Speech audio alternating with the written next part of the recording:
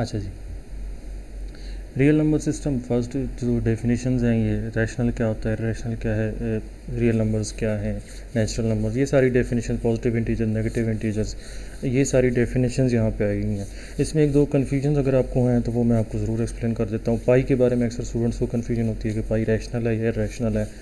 इसके बारे में मैं थोड़ी सी आपको एक्सप्लेन कर देता हूँ। कल परसों एक स्टूडेंट मुझसे इसी तरह का क्वेश्चन कर रहे थे कि पाई कैसे रैशनल है या रैशनल है। देखें, अगर सिंपल ये पाई लिखा हुआ हो और ऑप्शंस में रैशनल और इरेशनल की बात की जाए तो ये इसका ऑप्शन जो है वो आपने इरेशनल टिक करना है। बट अगर 22/7 लिखा हुआ हो तो फिर आपने रैशनल को टिक करना है। इसकी रीज़न ये है कि पाई जो है, पाई की अप्रॉक्सीमेट वैल्यू है, एग्जैक्ट वैल्यू नहीं है। एग्जैक्ट वैल्यू ये नहीं है, ठीक है। पाई की एग्जैक्ट वैल्यू डेफिनेशन कैसे आप डिफ़ाइन करते हैं? आप कोई एक सर्कल कंसिडर करते हैं, कोई एक सर्कल, ठीक है। उस सर्कल में आप क्या करते हैं, उसके सरकमफेरेंस को जब डायमीटर पे डिवाइड करते हैं, सरकमफेरेंस को जब डायमीटर से डिवाइड करते हैं तो ये हमेशा जिसने भी ये स्टार्ट में पाई की वैल्यू देखी थी उसने यही देखा कि जो भी जिस टाइप का भी सर्कल वो कंसिडर कर रहे थे, उसका सरकमफेरेंस कुछ भी था, उसका डायमीटर कुछ भी था, लेकिन जब भी उसके सरकमफेरेंस को डायमीटर पे डिवाइड कर रहे थे उनके पास एक फिक्स्ड वैल्यू आ रही थी। उस वैल्यू को उन्होंने जो है पाई का नाम दे दिया। वो ऑब्वियसली जो हमारे पास एग्जैक्ट पाई की वैल्यू कैलकुलेटर में आती है वही आ रही थी 3.14। मुझे एग्जैक्ट अभी याद नहीं है, एक मिनट।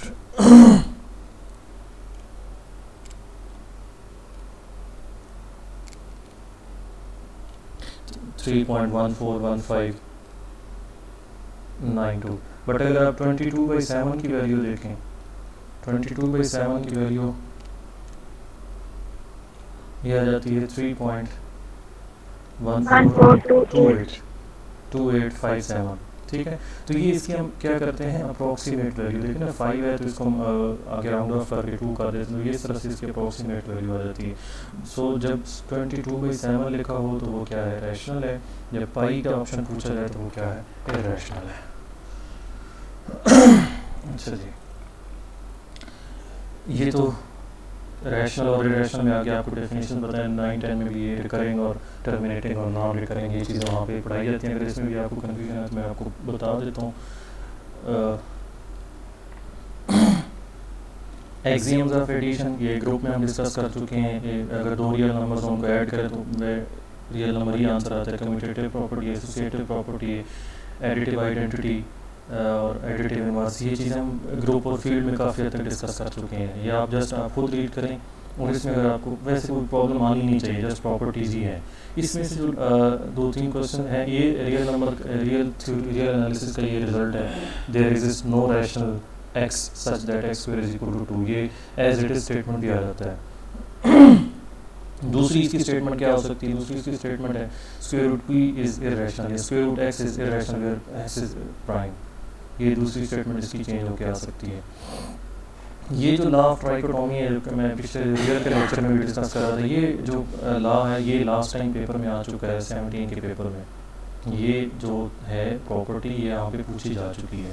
तो प्रॉपर्टीज़ भी डिपेंड करता है। मैं इस तरह कह रहा हूँ ना कि दो किस्म के पेपर्स आपके बन सकते हैं। एक होता है कि अगर कॉलेज टीचर बना रहे हैं तो कॉलेज टीचर की माइंडसेट नॉर्मली बीएससी तक मैक्सिमम, और अगर यूनिवर्सिटी टीचर बना रहे हैं तो उनका जो है मतलब वो बीएससी से अबव होते हैं लेकिन एमएससी से बिलो, तो एफएससी की तरफ वो काम आते हैं।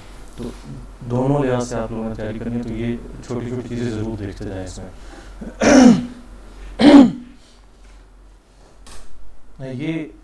ये भी हम इनइक्वालिटीज़ को सॉल्व करने के लिए इस प्रॉपर्टी का हम यूज़ करते हैं। इसमें देखें ना, ये बीच में जो 7 नंबर पे है, 7 नंबर पे क्या है कि अगर a ग्रेटर देन b है तो जो a प्लस बी ओवर 2 जो इनकी मीन वैल्यू होगी, दोनों का जो मीन होगा वो इन दोनों के इन बिटवीन लाई कर रहा होगा। जो 8th नंबर पे है, अगर दो नंबर्स की प्रोडक्ट पॉजिटिव है तो उन दोनों में से दोनों की जो साइन होगी वो या दोनों की पॉजिटिव होगी या दोनों की होगी नेगेटिव होगी। और अगर दोनों की प्रोडक्ट नेगेटिव है तो दोनों की साइंस जो होंगी वो अपोजिट होंगी। एक की पॉजिटिव हो सकती है दूसरे की नेगेटिव, एक की नेगेटिव दूसरे की पॉजिटिव।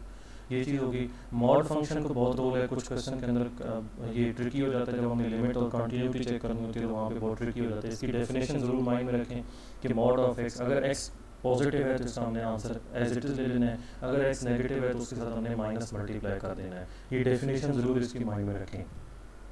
और ये जो हाईलाइटर ये जो कंडीशन है, ये एक्स के ऊपर जो मॉड के अंदर जो नंबर आ रहा है उसके ऊपर ये कंडीशन लगाते हैं, जो ग्रेटर और लेस की कंडीशन होती है पीस वाइज के अंदर। इसमें से जो प्रॉपर्टी थर्ड पे, ये मैं लास्ट टाइम आपको पेपर में दिखा रहा था, 17 के पेपर में थर्ड नंबर जो प्रॉपर्टी है ये आ चुकी है। 17 नंबर पे जो प्रॉपर्टी है ये लास्ट टाइम पेपर में आ चुकी है। फोर्थ नंबर पे क्या है कि अगर एक्स मॉड जो है लेस आर इक्वल टू ए है तो इसमें इफ एंड ओनली इफ के साथ ये रिजल्ट क्या होल्ड करता है, इसको भी हमने क्वेश्चन को सॉल्व करने के लिए यूज़ करना है। X mod is less than or equal to a if and only if a minus a is less than x or less than a. Triangular inequality जरूर माइंड में होनी चाहिए कि इसके अलावा भी देखेंगे रियल नंबर्स के हवाले से कौन कौन सी इनइक्वालिटीज़ होल्ड करती है मॉड रियल नंबर के हवाले से, इस बुक में भी लिखी होंगी, ज़रूर उसमें से देखें।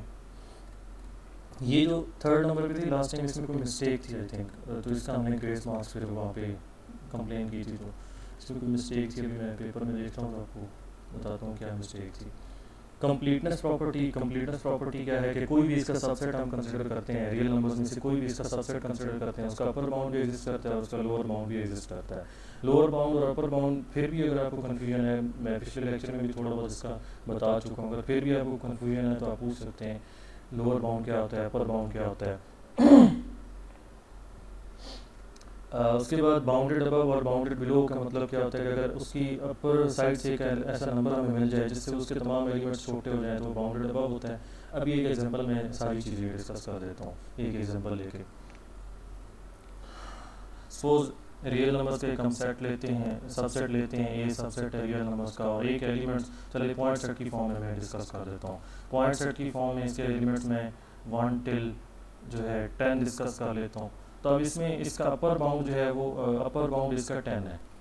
अपर बाउंड 10 क्यों है? क्योंकि इस ए के तमाम एलिमेंट्स जो हैं वो 10 से छोटे हैं, ये उसकी इक्वल है। इसी तरह इसका लोअर बाउंड क्या है? इसका लोअर बाउंड 1 है क्योंकि इसके ए के तमाम एलिमेंट्स 1 से ग्रेटर है।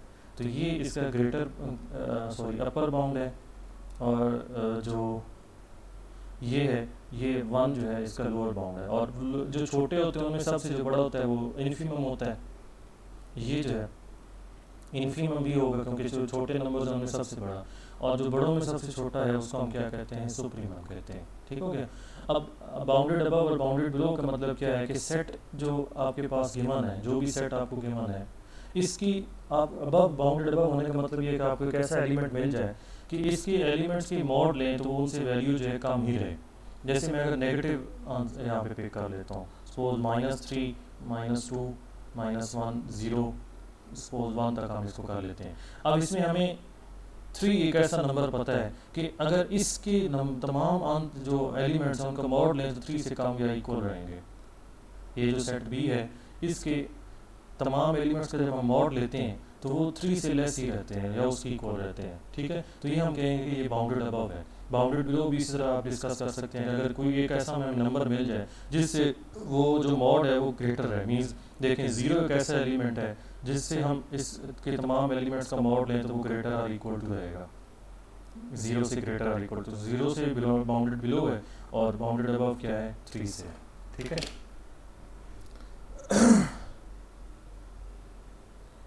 ये एग्जांपल इसने आगे डिस्कस किए हुए हैं बहुत रियल से। एक फाइनाइट सेट इसने एग्जांपल 1 में डिस्कस किया है, एग्जांपल 2 में एक सीक्वेंस वाला सेट डिस्कस किया है, ये भी पॉइंट सेट है। इसमें जो एस हमें गिवन है एग्जांपल 2 में, इसका जो लोअर बाउंड है वो 0 है और अपर बाउंड जो है वो 1 है। अब देखें समटाइम ऐसे भी हो सकता है कि लोअर बाउंड उस सेट में उसमें मौजूद ना हो या अपर बाउंड भी उसमें मौजूद ना हो। सुप्रीमम और इन्फीमम की डेफिनेशन आगे लिखी हुई है, ये डेफिनेशन ज़रूर माइंड में रखें। सुप्रीमम प्रॉपर्टी क्या है कि हर नॉन एम्प्टी सेट जो रियल नंबर्स का है उसका सुप्रीमम ज़रूर एग्जिस्ट करता है। इन्फीमम प्रॉपर्टी क्या है कि हर रियल नंबर्स का जो सबसेट हम कंसिडर करते हैं, रियल नंबर का कोई भी सबसेट जो हम कंसिडर करते हैं उसका इन्फीमम एग्जिस्ट करता है।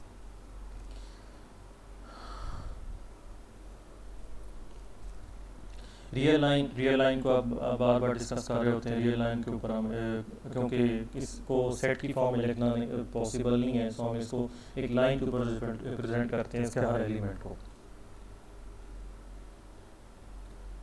इंटरवल के लिए दो नोटेशंस, जो ओपन इंटरवल के लिए दो नोटेशंस यूज़ की जाती हैं, एक स्मॉल ब्रैकेट और एक अपोजिट साइड पे जो स्क्वायर ब्रैकेट लगा दी जाती है, दोनों नोटेशन यूज़ की जाती हैं। दोनों का फेमिलियर होना आपके साथ ज़रूरी है कि अगर सपोज लिखना है interval, open interval a to b, इसको सेट फॉर्म में क्या लिखते हैं, x belonging to real number such that a is less than x is less than और इक्वल टू नहीं आना, लेस दैन बी। इसकी दूसरी नोटेशन क्या है कि आप स्क्वायर ब्रैकेट्स दोनों साइड पे इसके लगा दें, ये भी ओपन इंटरवल को ही शो कर रहा है। जिस साइड पे स्क्वायर ब्रैकेट इनसाइड उस एलिमेंट की तरफ ओपन हो रही होगी वो क्या होगा, क्लोज होगा। सपोज अगर मैं ये बात करता हूँ ए और बी साइड से मैं इसको इस साइड पे कर देता हूँ, तो अब इसमें एलिमेंट्स किस टाइप के होंगे, x belonging to real number such that a is less और equal to x less than b. B पे स्ट्रिक्ट का साइन आ जाएगा और ए पे जो है इक्वल का साइन। ए जो एलिमेंट है वो सेट के अंदर इंक्लूड है, बट बी जो एलिमेंट है वो इंक्लूड नहीं है।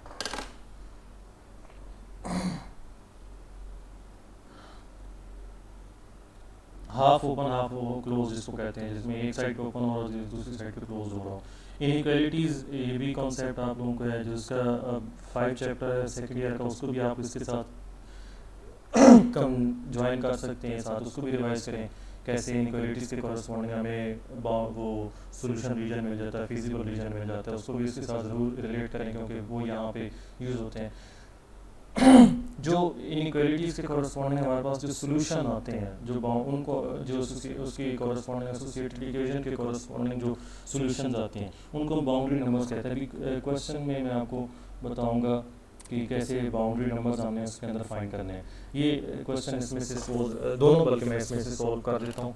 एग्जाम्पल 3 और इसके दोनों पार्ट्स हैं। 3x + 5 is less then x - 7 है, तो छोटे लेवल के क्वेश्चन मुझे पता है 3x + 5 इज़ लेस दैन, लेकिन ज़रूरी नहीं है कि हर कोई स्टडीज़ के साथ इन टच हो, तो देख लेना होता है एक बार। तो इसमें एक तो मेथड ये है कि आप इसकी जो इक्वेशन एसोसिएटेड इक्वेशन में इसको कन्वर्ट कर लें। तो एसोसिएटेड इक्वेशन की फॉर्म में 3x + 5 = x - 7। डायरेक्ट मेथड आप कुछ जगहों पे लगा सकते हैं, कुछ जगहों पे लगाना थोड़ा सा मुश्किल हो जाता है जो डायरेक्ट मेथड सॉल्व करने का। एक्स को इधर शिफ्ट करें, 5 उधर शिफ्ट करें तो -12, 2x is less then -12 and x is less then -6। ये डायरेक्ट मेथड तो इस जगह में हम अप्लाई कर सकते हैं, बट सम टाइम ऐसा होता है कि एक दो क्वेश्चन मैं आपको बताऊंगा जहाँ पे रूट जो है वो इरेशनल आ रहा हो, तो वहाँ पे क्योंकि हमें फैक्टर्स बनाने मुश्किल होते हैं तो वो फिर इस फॉर्म में एसोसिएटेड इक्वेशन की फॉर्म में कन्वर्ट करते हैं और फिर हम उसको सॉल्व करते हैं और फिर उसके यहाँ से बाउंड्री नंबर्स हमें मिल जाते हैं। ये तो सिंगल इसका सोल्यूशन था। सेकेंड पार्ट इसमें 5x + 6 mod इज़ ग्रेटर और इक्वल टू 5। अब जिन्होंने BSc मुझे याद आ रहा है कि मैंने पढ़ाया हुआ है, तो ये नॉर्मली आप लोगों को कोर्स में ये छोटे क्वेश्चन नहीं करवाए जाते। मैंने ये 2-3 स्टूडेंट्स यहाँ पे मौजूद हैं, इनको नहीं करवाए थे, बट वो आप कर रही थे तैयारी यूनिवर्सिटी की कर। अब आप PPSC की तैयारी कर रहे हैं तो आपने शॉर्ट क्वेश्चन यहाँ से करने हैं हर हाल। लॉन्ग क्वेश्चन को बेशक आप स्किप कर सकते हैं, बट शॉर्ट क्वेश्चन जो है उनको और जो छोटी स्टेटमेंट्स हैं। सो इसकी एसोसिएटेड इक्वेशन देख लें। एसोसिएटेड इक्वेशन इसकी क्या बनेगी, ये बन जाएगी 5x + 6 mod is equal to 5। तो ये आप इसको लिख सकते हैं 5x + 6 is equal to 5। mod जब आप हटा देंगे तो इसका प्लस माइनस आ जाएगा, तो ये आ जाएगा 5x + 6 इज़ इक्वल टू 5 और दूसरा आ जाएगा -5x + 6 is equal to 5।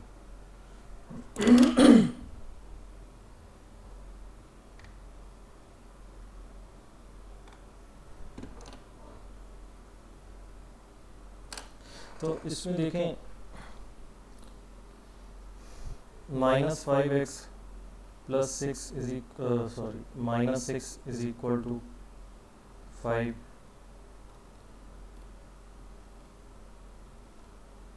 x is equal to -11/5। जो ऊपर डेफिनेशन में वो बात कर रहा था बाउंड्री नंबर्स की, वो बाउंड्री नंबर्स अभी यहाँ से आपके पास आएंगे -1, x इज़ इक्वल टू -1/5।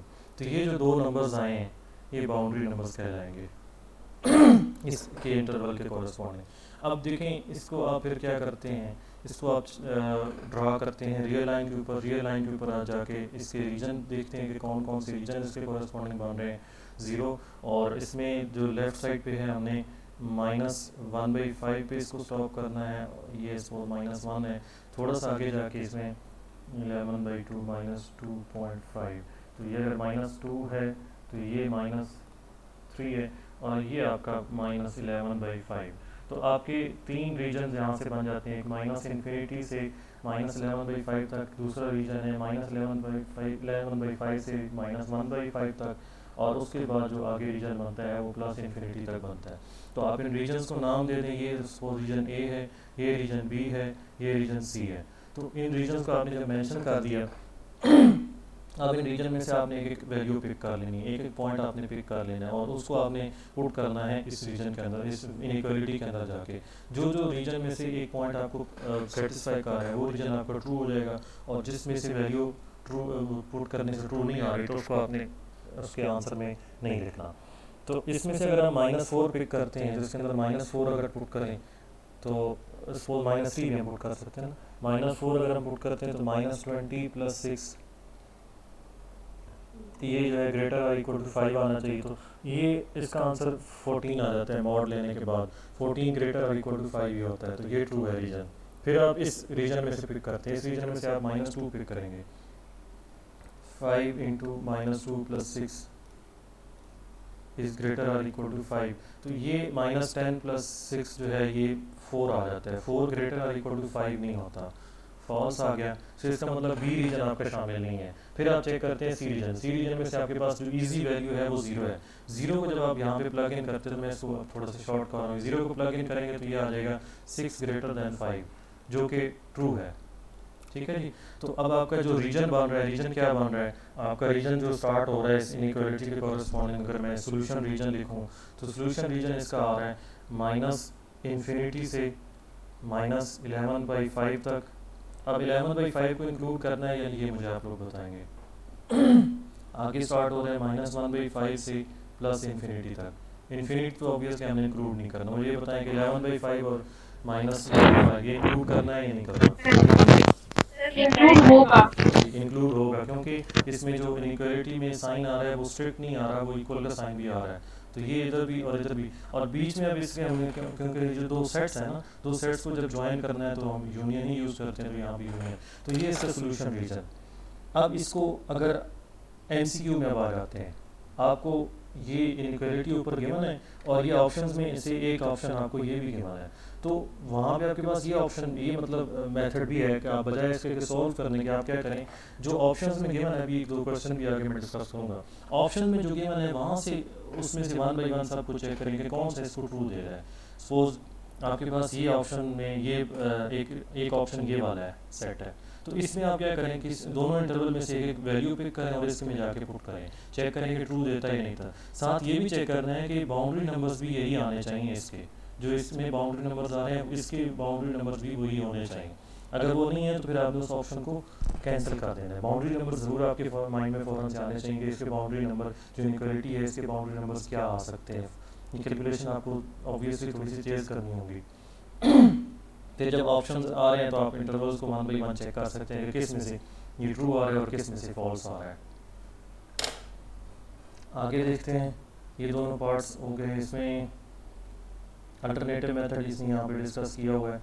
अब यह यहाँ पे मैं जो बात कर रहा था ना कि ये जो सोल्यूशन रीजन या एसोसिएटेड इक्वेशन बनाने वाला मेथड है ना, अब मैं इसमें देखें, ये जो सेकंड पार्ट है, इसमें अगर आपको वो जैसे गिवन है x² - 2x + 2 is greater than 0, तो देखें मैं आपको दूसरा मेथड भी बता देता हूँ कि मल्टीप्लाई करने से कैसे उसको सॉल्व करते हैं। आप लोगों ने ज़रूर किसी जगह पे देखा होगा, बट वो मैं ये भी बताता हूँ कि किसी जगह वो ट्रू नहीं भी होता, मतलब उसके थ्रू सॉल्व करना मुश्किल हो जाता है। जैसे एक इनइक्वालिटी आपको गिवन है x² - 5x + 6, और इसको हमने चेक करना है लेस देन 0 के लिए। तो लेस देन 0 के लिए अब देखें इसके factors -3x - 2x + 6 less than 0, तो इसमें आपके पास ये आ जाते हैं x - 3 × x - 2। अब वो जो उधर हम एक प्रॉपर्टी पढ़ रहे थे कि अगर a × b, दो रियल नंबर्स का प्रोडक्ट लेस देन 0 आ रहा है, इसका मतलब दोनों या एक जो है वो ग्रेटर है और दूसरा लेस है। और क्या हो सकता है, या ए लेस है और बी क्या है, ग्रेटर देन जीरो है, मतलब उनकी क्या है, अपोजिट साइंस है। ये पॉसिबिलिटी हो सकती है। इसका मतलब अगर ये दो नंबर्स मल्टीप्लाई हो रहे हैं और इनकी प्रोडक्ट लेस देन जीरो है, तो इसका मतलब ये है कि x minus three greater than zero and x minus two less than zero. और दूसरा क्या हो सकता है, x minus three less than zero and x minus two is greater than zero. तो इसमें देखें आपके पास आ जाता है x is greater than three, x is less than two, और यहाँ से आता है x is less than three और x is greater than to. इसके corresponding real number, real line पे क्या ऑप्शन बनते हैं हमारे पास, मिडिल में जीरो अगर हम कंसिडर करते हैं, टू से आपने लेस रहना है और इसमें आपने थ्री से अबव रहना है, और इधर से आपके पास क्या आ रहा है, ज़ीरो, और इसमें आप कह रहे हैं ये थ्री और टू, थ्री से आपने लेस रहना है और टू से, दूसरी इस इनइक्वालिटी में आप क्या कह रहे हैं कि टू से आपने ग्रेटर रहना है। तो कौन सा पॉसिबल आंसर है इसका,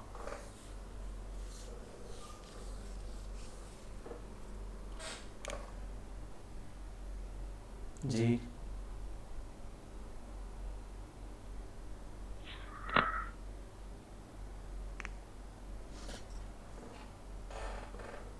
कोई नहीं समझ आ रही बात की, hmm, sir minus infinity to two और थ्री टू प्लस इंफिनिटी जी, और आपने क्या कहा, माइनस इन्फिनिटी टू टू और two to, three to plus और इन्फिनिटी, थ्री टू प्लस जी, इंफिनिटी, और थ्री और टू इंक्लूड नहीं होगा। बाकी लोग, टू एंड थ्री वाला रीजन टू एंड थ्री वाला रीजन क्या होगा, सब वो होगा, मतलब कि सोल्यूशन हम वो कह होगा, रहे हैं ठीक थ्री है, से छोटे होंगे। ठीक ठीक है। बाकी अब नाम ले लेना पड़े ना, ये तो बेसिक चीज़ें आप लोगों को आंसर दें इसका, फिर टू और थ्री के बीच में ही होगा रीजन। जी, और सर टू और थ्री के बीच में। रिमशा आई थिंक आपने पहले आंसर दिए, माइनस इन्फिनिटी टू टू, मैंने दिया था जरीश। जी जी, जरा इस देखें इसमें ना माइनस इन्फिनिटी टू टू, अगर एक मैं आपको कॉन्ट्राडिक्शन देता हूँ, आप माइनस इन्फिनिटी टू टू को रीजन, सोल्यूशन रीजन कह रही हैं, तो जीरो अगर यहाँ पे पुट करें, जीरो पुट करें इसके अंदर क्या आंसर आता है, सिक्स आ जाता है, सिक्स लेस देन जीरो क्या आता है, फॉल्स आता है, ठीक है जी।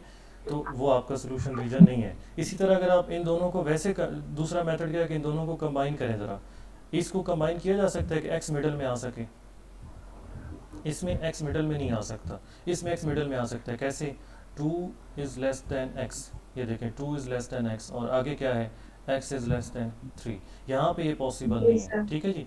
और इसमें एक और चीज़ देखें, तीसरा मेथड ये है, ऐड यहाँ पे आता है और यहाँ पे एंड आता है, और ये क्या होता है, और होता है, सेट थ्योरी भी आपको बेसिक आती है, एंड मीन्स दोनों में से, दोनों का जो कॉमन आ रहा होगा, एंड मीन्स दोनों का जो कॉमन आ रहा होगा, यूनियन मीन्स दोनों में इस पॉसिबिलिटी या इस पॉसिबिलिटी दोनों में से कोई एक। तो अब ये देखें, अगर एंड यहाँ पे यूज़ करते हैं, तो एंड यूज़ करते हैं तो इन दोनों का कॉमन तो कुछ भी नहीं आ रहा, इन दोनों का कॉमन तो कुछ भी नहीं आ रहा, बट यहाँ पे दोनों का कॉमन आ रहा है, आप थ्री से पीछे जा रहे हैं और टू से आगे जा रहे हैं, तो आपका ये पोर्शन कॉमन आ रहा है, ठीक है। और स्ट्रिक्ट का साइन क्यों यूज़ करना है, क्योंकि जो हमारी बेसिक इनइक्वालिटी है उसमें स्ट्रिक्ट साइन है। अब ये तो हो गया, अब जो दूसरा आगे क्वेश्चन है इसका, x square minus two x plus two, इसके फैक्टर्स क्या बनते हैं,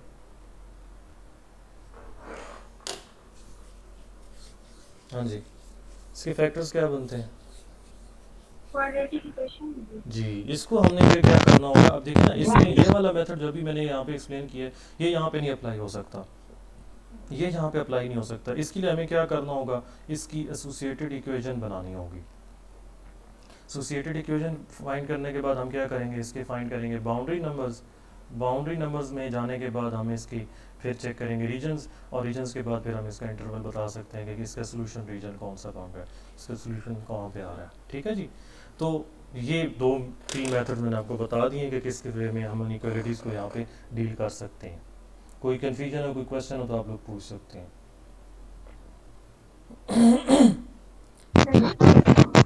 अच्छा, इसमें देखें ना, इसका तो रूट्स ही कॉम्प्लेक्स आ रहे हैं, इसमें तो रूट्स ही कॉम्प्लेक्स आ रहे हैं, तो ये तो आपकी इसका, आप ये कहेंगे कि इसका सोल्यूशन एग्जिस्ट नहीं करता।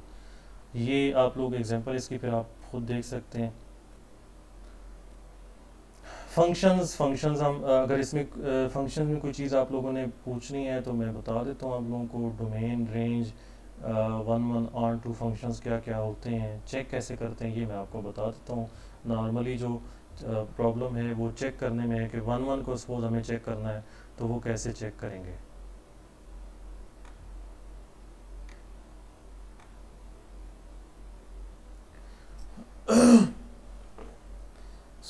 फंक्शन बेसिकली क्या है, एक सेट से दूसरे सेट तक हम एक रूल डिफाइन करते हैं,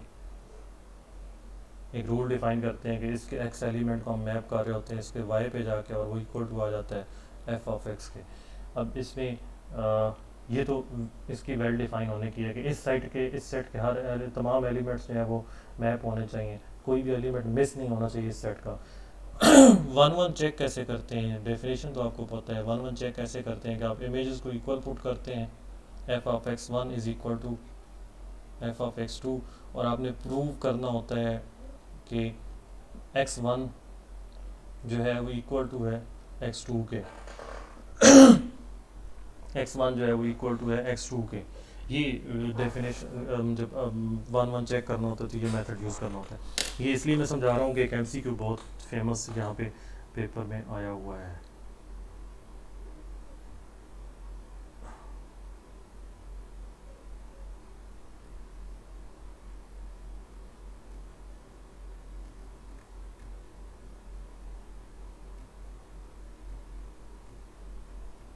मैं भी आपको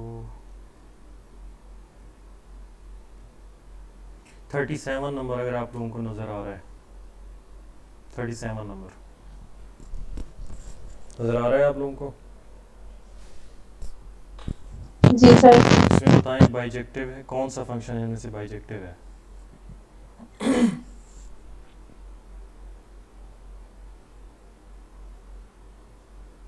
चार ऑप्शंस हैं, कौन सा इनमें से बाइजेक्टिव है?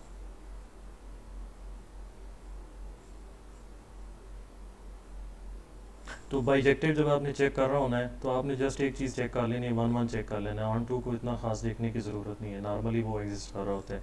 वन वन आपने चेक करना है, तो यहाँ पे हम वन वन इसमें से आपका माइंड कहाँ पे क्लिक कर रहा है, किसको चेक करना चाहिए? बी और सी। बी और सी। जी बाकी लोग?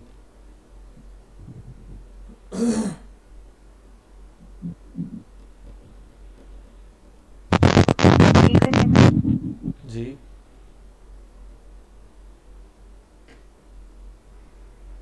बी को चेक करें। सी वाला। ए और डी में क्या प्रॉब्लम है? सी ठीक।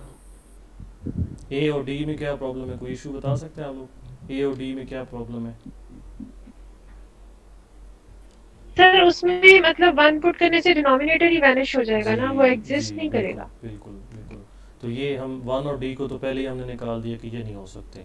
सो अब कहाँ पे मैच आ गया? बी और सी में मैच आ गया। इसमें भी कोई और गलती इसके निकालें?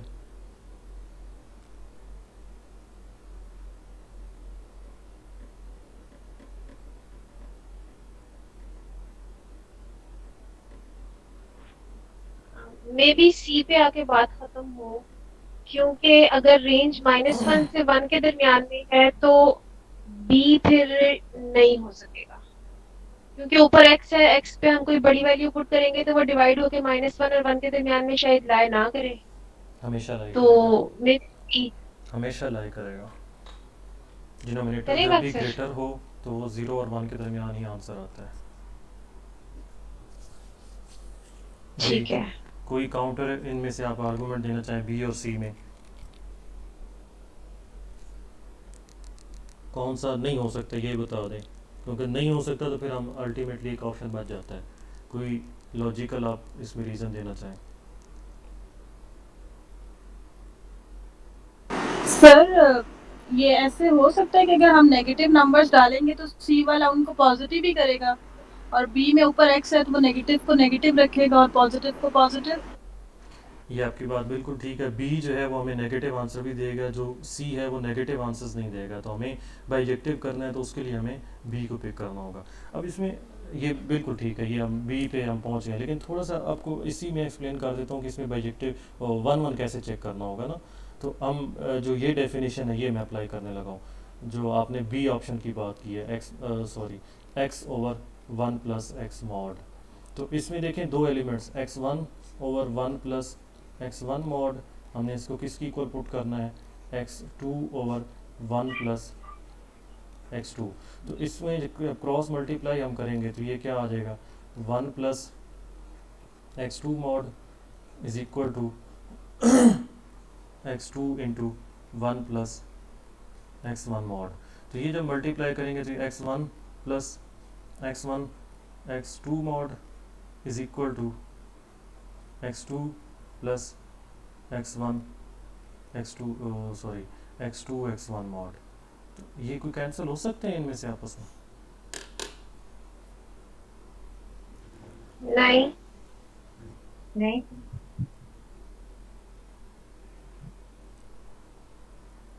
जी, हमें बेसिकली प्रूव करना है कि x one is equal to x two है, तो क्या ये दोनों कैंसिल हो सकते हैं, एक्स वन और एक्स टू? ये x one into x two mod ये है, और यहाँ पे एक्स टू। रियल नंबर्स में जी रियल नंबर्स में मॉड भी तो मॉड ऑफ अगर माइनस एक्स है तो वो भी एक्स ही आ जाता है। तो फिर अगर यहाँ पे हम एक्स टू को मॉड जो है उसको हटा के सिर्फ एक्स टू कर दें और उधर एक्स वन को हटा के, तो फिर सेम हो जाएगा। और अगर एक्स टू यहाँ पे नेगेटिव हो,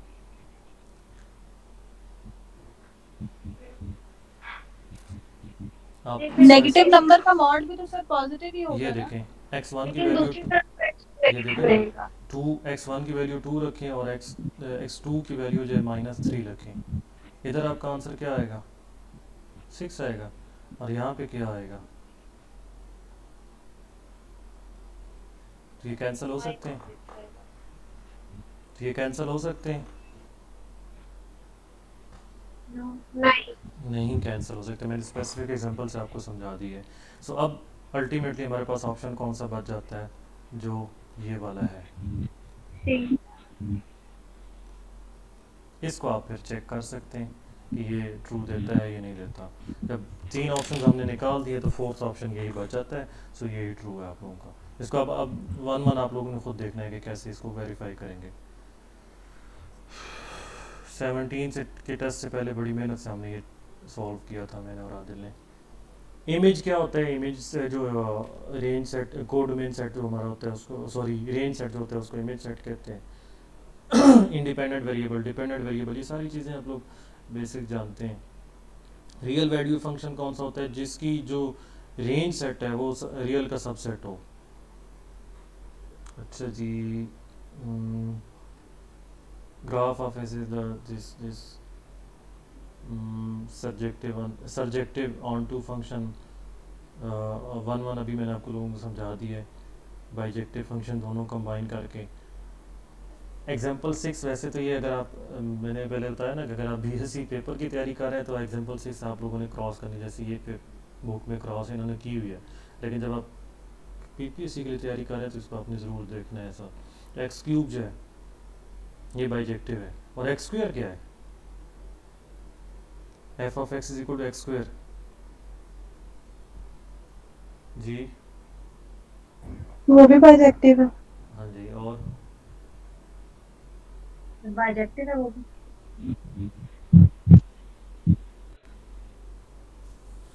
की बात है नहीं, सादिया, वो बाइजेक्टिव नहीं होगा ना। नहीं बाइजेक्टिव नहीं है। पॉजिटिव और नेगेटिव नंबर्स को वो सेम उस पे जाके मैप करता है। साजिदा क्या है, बाइजेक्टिव है या नहीं? नहीं होगा। नहीं होगा। रीजन क्या है उसकी, सादिया?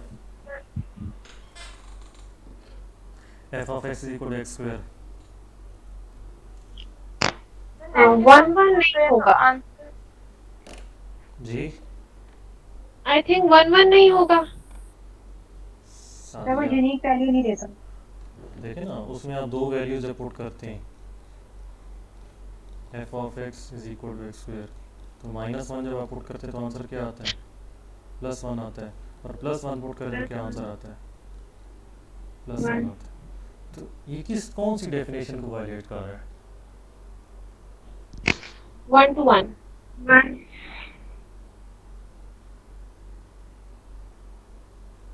किस डेफिनेशन को वायलेट कर रहा है? फंक्शन की डेफिनेशन को या वेल डिफाइन की डेफिनेशन को? 1 1 को किसको वायलेट कर रहा है? 1 1 को आई गेस वायलेट कर रहा है। जी, 1 1 को वायलेट कर रहा है कि अगर इमेजेस इक्वल हो तो उनके कॉरस्पॉन्डिंग प्री इमेजेस भी इक्वल होनी चाहिए। तो देखें इमेजेस इक्वल है, 1 और 1 इक्वल है, बट प्री इमेजेस इक्वल नहीं है, ठीक है? तो ये 1 1 नहीं है, बाइजेक्टिव नहीं हो सकता। आगे सम फंक्शन डिफाइन किया गया, कंपोजिशन फंक्शन भी इसी में आ जाते हैं, डिवीजन फंक्शन, मल्टीप्लिकेशन फंक्शन इसी में आ जाते हैं, प्रॉपर्टीज जस्ट डिफाइन की गई हैं। ये रिजल्ट आप लोग ज़रूर याद रखें, ये जो है कि domain of f plus g ये इक्वल टू होगा domain of f intersection with domain of g, domain of minus f minus g भी इंटरसेक्शन की इक्वल होगा, f multiplied by g domain जो है वो इंटरसेक्शन की इक्वल होगा। बट जब डिवीजन करते हैं तो उस केस में क्या आ जाता है, वो हमें जो जिसमें डिनोमिनेटर जो है वो ज़ीरो हो रहा होता है वो हमने एलिमेंट्स निकालने होते हैं, ये तो ऑब्वियस चीज़ है। डोमेन और रेंज के क्वेश्चन में ही ज़्यादातर प्रॉब्लम आ जाती है, डोमेन रेंज फाइंड कैसे करना है। अभी क्वेश्चन आगे डिस्कस करेंगे कि डोमेन रेंज फाइंड कैसे करनी है। इसमें तो कुछ नहीं है, कंपोजिशनल फंक्शंस है, फंक्शंस की कंपोजिशन अगेन यहाँ पे कंपोजिशनल फंक्शन जो ये रिजल्ट है ये कब होल्ड करता है या कब होल्ड नहीं करता, रीज़न क्या होती है? अभी यहाँ पे होल्ड नहीं कर रहा, दोनों की हमने कंपोजिशन ली है तो वो दोनों की कंपोजिशन जो है वो इक्वल नहीं आई, कम्यूटेटिव लॉ होल्ड नहीं किया, तो रीज़न क्या है?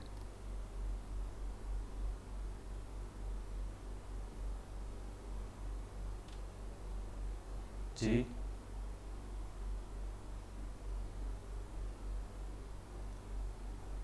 कोई रीज़न है आप लोगों के माइंड में?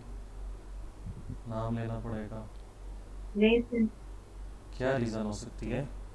देखिए ना यहाँ पे कभी कभी आ जाता है ना कंपोजिशन दोनों की, अगर हम चेंज करें पोजीशन तो वो इक्वल आ जाती है, बट यहाँ पे नहीं आ रही, रीज़न क्या हो सकती है?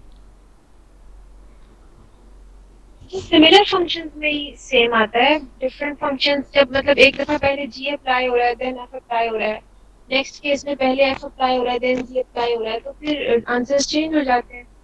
सेम तो नहीं हो सकते, अगर फंक्शन सेम हो तभी सेम हो सकेगा। अच्छा, आई गेस अगर बाइजेक्टिव फंक्शन है तो फिर इक्वल होंगे, कंपोजिशन ऑफ फंक्शन जो है वो इक्वल होगी। फिर अगर एक ही फंक्शन उसी के साथ हम उसका बाइजेक्शन उसकी कंपोजिशन ले रहे हैं उसी के इनवर्स के साथ तो फिर इक्वल होती हैं। अच्छा जी, कार्टेशियन प्रोडक्ट हम इससे कैसे चेक करते हैं? पता है ये अगर रिलेशन गिवन हो तो उसमें डोमेन क्या होगी और उसकी रेंज क्या होगी?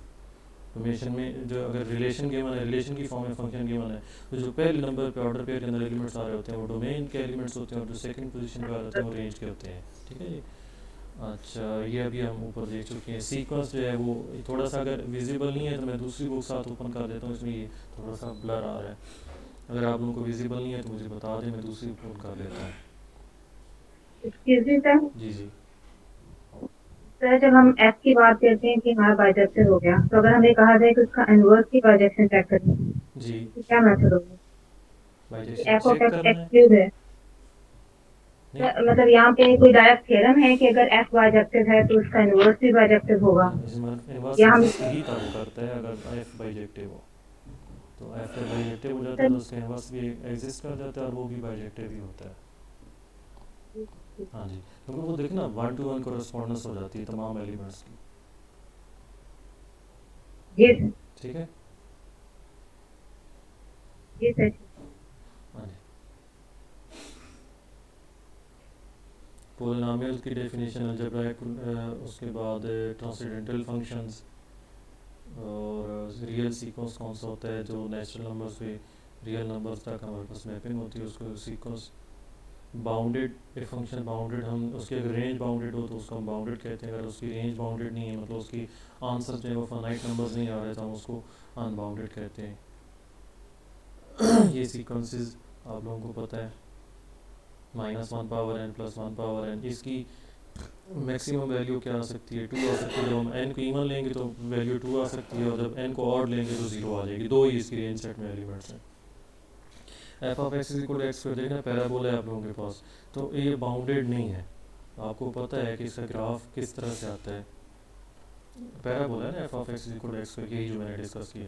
तो ये आप लोगों के पास इसकी है, तो इसकी रेंज सेट में क्या एलिमेंट्स आ रहे हैं, देखिए बढ़ता जा रहा है ग्राफ, इधर से भी ये बढ़ता जा रहा होता है, ठीक है। तो ये इसकी रेंज बाउंडेड नहीं है, फंक्शन बाउंडेड नहीं है। मोनोटोन सीक्वेंस या इंक्रीज कर रहा हो या डिक्रीज कर रहा हो, दोनों में से कुछ एक हो तो हम उसको मोनोटोन सीक्वेंस कहते हैं। इंक्रीजिंग में नेक्स्ट टर्म पे इंक्रीज कर रहा हो, हर नेक्स्ट टर्म पे वो ग्रेटर वैल्यू आ रही हो तो उसको हम नॉन डिक्रीजिंग कहते हैं, और हर नेक्स्ट वैल्यू पर अगर लेस वैल्यू आ रही हो तो हम उसको नॉन इंक्रीजिंग कहते हैं, और स्ट्रिक्ट इंक्रीजिंग का ये साइन है। और अगर दोनों में से कोई एक होल्ड कर दे तो उसको हम मोनोटोन कहते हैं। फंक्शन के लिए भी यही डेफिनेशन है। आगे फंक्शन चेक कैसे करते हैं ये हम सेकंड चैप्टर में जाके डेरिवेटिव के साथ डिस्कस करेंगे। यहाँ पे आपकी जो सेकंड ईयर है वो काफ़ी हद तक इस कैलकुलस में कवर हो जाएगी, तो साथ साथ आप उसको भी रिवाइज करते जाएं, उसमें भी कुछ क्वेश्चन इस टाइप के हैं, तो आप वो एफएससी जो आप लोगों की रह जाएगी तो उसको अभी साथ साथ करते जाएं इस कैलकुलस के साथ। F of x equal to x square ये इंक्रीजिंग फंक्शन है, इसको आप ग्राफ से भी देख सकते हैं, पैराबोला में इंक्रीज कर रहा होता है। कांस्टेंट फंक्शन में जो जी जी सर पैराबोला के अलावा अगर इसको एक्सिस के हम देखते हैं तो नेगेटिव इन्फिनिटी टू जीरो, मतलब कि नेगेटिव वैल्यूज से भी तो इसका जो बिहेवियर पॉजिटिव ही होगा। हाँ जी पॉजिटिव ही होगा। अगर ग्राफ को छोड़ के वैसे बात करें, छोड़ तो नहीं सकते, लेकिन अगर फॉर एग्जांपल तो फिर तो ये डिक्रीजिंग से नहीं जाएगा ना। नहीं नहीं देखें हम उसने डोमेन को लिमिटेड किया ना, उसने देखें ना, अगर हम एक्स एक्सिस वाई एक्सिस मैं यहाँ पे ड्रा करता हूँ, उसने डोमेन को लिमिटेड किया। उसने कहा है कि अगर f of x is equal to x square, उसकी हम अगर डोमेन एक्स स्क्वायर अगर इसकी डोमेन में ले लूँ, फर्स्ट करो एफ जो है वो डिफाइन करता हूँ मैं 0 से इन्फिनिटी तक, और ये आर तक मैप कर रहा हूँ, तो अब इसकी डोमेन 0 टू इन्फिनिटी है, तो ये कौन सा ग्राफ आएगा, ये साइड का ग्राफ आएगा, पैराबोला का ये वाला पार्ट आएगा, लेफ्ट साइड वाला पार्ट नहीं आएगा, क्योंकि आप कहाँ से कहाँ तक एक्स को ले रहे हैं, 0 से इन्फिनिटी तक, ये पॉजिटिव एक्सिस ले रहे हैं, नेगेटिव एक्सिस आप कंसिडर ही नहीं कर रहे। अब ये जो फंक्शन है ये बाइजेक्टिव हो चुका है, ये फंक्शन अब बाइजेक्टिव भी हो चुका है और ये इंक्रीजिंग भी है, ठीक है। एक और फंक्शन इसी के कॉरस्पॉन्डिंग मैं ले लेता हूँ, एफ जो है वो माइनस इन्फिनिटी से 0 तक है, रियल नंबर्स तक, और इसको मैं डिफाइन करता हूँ f of x is equal to x square. तो ये फंक्शन कौन सा है, इसका ग्राफ कौन सा है, इसका ग्राफ ये वाला है, पैराबोला के इस साइड वाला जो हिस्सा है, तो ये भी बाइजेक्टिव है, और ये क्या कर रहा है, डिक्रीज कर रहा है, इंक्रीज कर रहा है, ये अब डिक्रीज कर रहा है, ये डिक्रीज कर रहा है। एक्स की वैल्यू आप कम करते जा रहे हैं और वाई की वैल्यू बढ़ती जा रही है, या आप दूसरे अल्फाज में कह सकते हैं एक्स की वैल्यू जैसे जैसे बढ़ा रहे हैं वाई जो है 0 का अप्रोच करता जा रहा है। तो ये बाइजेक्टिव, ये पार्ट अगर हम इसकी डोमेन ये लेते हैं ना, इसकी डोमेन ये लेते हैं तो फिर ये बाइजेक्टिव है। लेकिन अगर डोमेन हम लेते हैं जैसे ये मैंने बात की है, ये डोमेन थी रियल नंबर से रियल नंबर तक, तो इस केस में ये बाइजेक्टिव नहीं है, और ये ना इसके बारे में इंक्रीजिंग बता सकते हैं ना डिक्रीजिंग। स्पेसिफिक पार्ट पे जाके इंक्रीज और डिक्रीज होता है, लेकिन ओवरऑल इंक्रीज डिक्रीज नहीं होता, ठीक है। कोई कंफ्यूजन इसमें? कांस्टेंट फंक्शन है, कांस्टेंट फंक्शन में ड्रा करके नहीं दे रहा, बहुत इजी सा है, मैं एक दो फंक्शन इंपॉर्टेंट है वो आगे बताता हूँ। आइडेंटिटी फंक्शन ये भी इजी सा है। मॉड फंक्शन,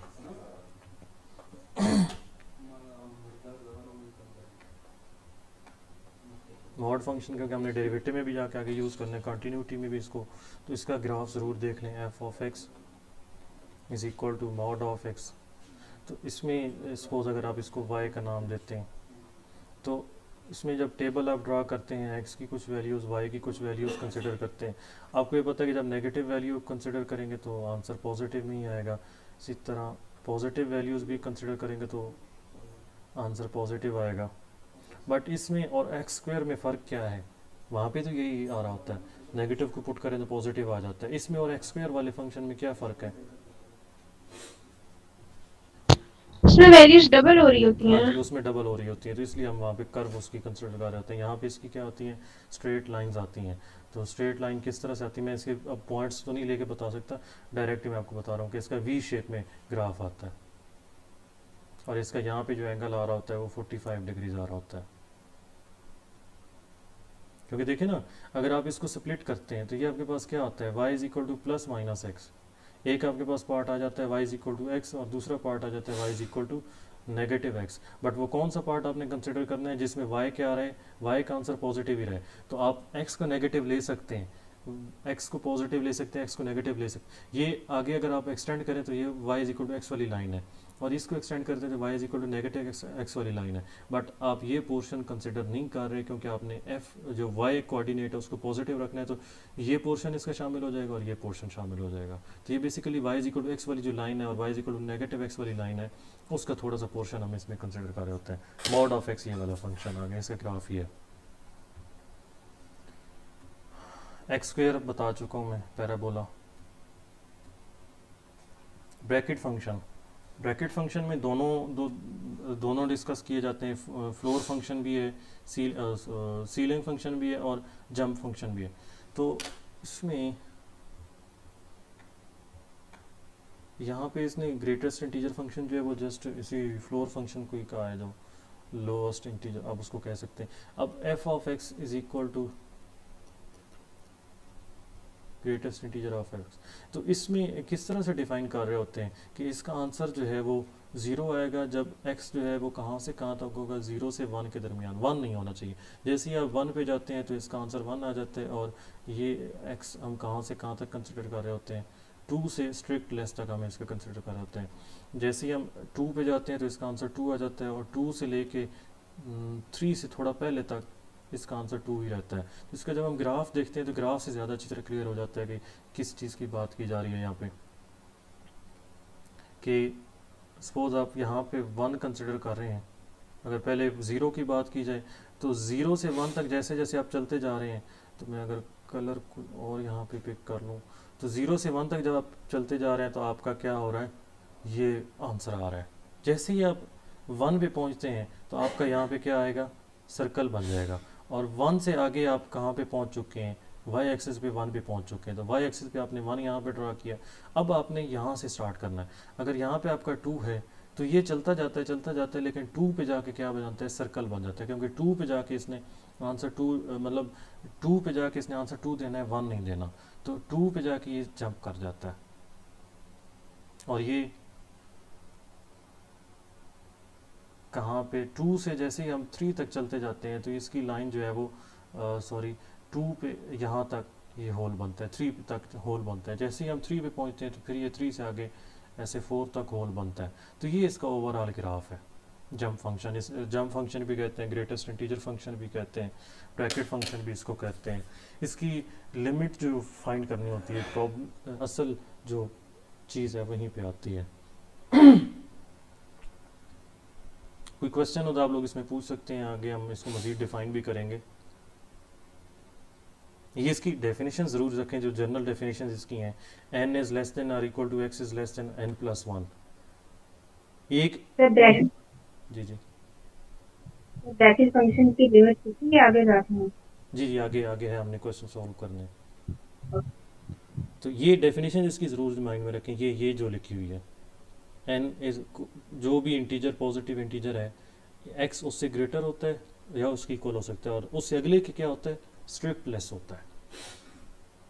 एक n जो पॉजिटिव इंटीजर है उससे वो क्या होता है, स्ट्रिक्टली लेस होता है, और दूसरे के क्या होता है, इक्वल भी हो सकता है या उससे ग्रेटर भी हो सकता है।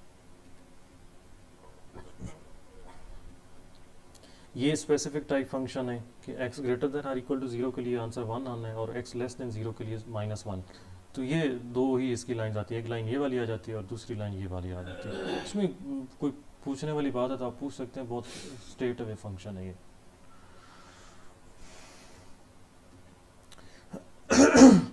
इसमें जो 3rd नंबर पे प्रॉपर्टी एक्सरसाइज में, इसको ज़रूर याद करें।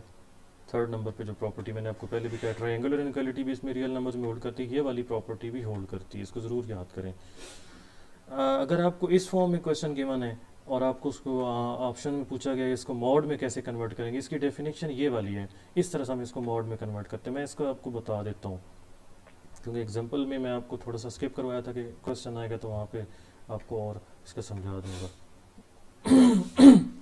अगर कहा जाए कि x मॉड जो है वो less or equal to some number a है, तो इसमें इफ़ एंड ओनली इफ के साथ वहाँ पे स्टेटमेंट क्या थी कि -a is less or equal to x less or equal to a। अब इसी को मैं थोड़ा सा चेंज कर देता हूँ, x माइनस ए, फर्स्ट करें ए मैंने यहाँ पे डिस्कस कर लिया, चले b कर लेते हैं। x minus b is less और इक्वल टू डेल्टा, या फर्स्ट करें कुछ भी ले लें, उस बुक वाले ने डेल्टा दिए हुए तो मैं डेल्टा ही ये किस तरह से डील करेंगे हम? ये डील होगा ऐसे कि minus delta is less than और equal to x minus b is less or equal to delta. इसको थोड़ा सा और हम सिंप्लीफाई करेंगे तो ये बन जाएगा b minus delta is less or equal to x is less or equal to b plus delta. ठीक है जी। तो अब इस फॉर्म से इस फॉर्म में कैसे आना होता है, ये अभी क्वेश्चन है। आपको क्वेश्चन में कहा गया है, क्वेश्चन इस फॉर्म में गिवन है 3 is less or strict less than x is less than 7, और इसको हमने इस फॉर्म में कन्वर्ट करना है, x minus some number mod is less than some number. ये जो इसका फोर्थ पार्ट है, मॉडुलस नोटेशन में हमने इसको कन्वर्ट करना है। तो आप ये करें कि दोनों साइड्स पे, इसके दोनों साइड पे सिंगल मतलब सेम नंबर बनाए। ये देखें ना, इधर भी डेल्टा है और इधर भी डेल्टा है, इधर नेगेटिव में डेल्टा है, इधर पॉजिटिव में डेल्टा है। तो आपने नंबर सेम बनाना है, वो डेल्टा कुछ भी हो सकता है। अब क्या इसमें दोनों साइड्स पे ऐड किया जाए कि सेम आंसर आ जाए, मतलब क्या सब्ट्रैक्ट किया जाए या क्या ऐड किया जाए कि सेम आंसर आ जाए दोनों साइड्स पे?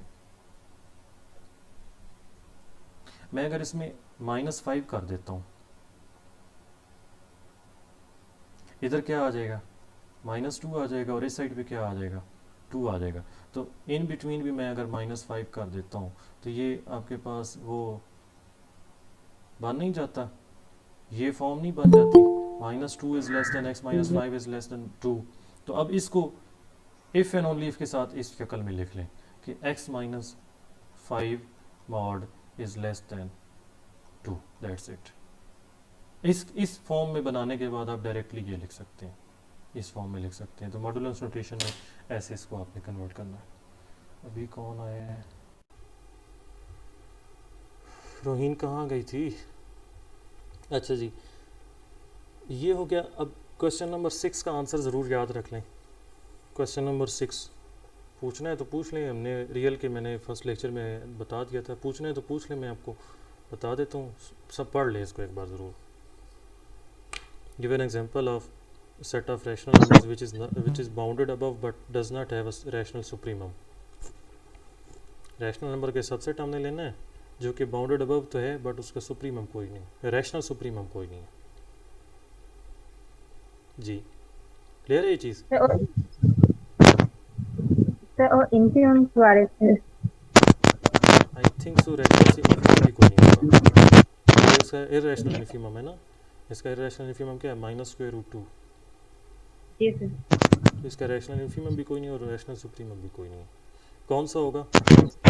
x belongs to real number, ये इसने थोड़ी सी गलत लिखा हुआ है, x belongs to real number such that x² is less than 2, strict less than 2। अगर वर्बली क्लियर नहीं हो तो मैं लिख के बता देता हूँ। क्लियर है सबको? सही है, लिख के बता दें। अच्छा जी,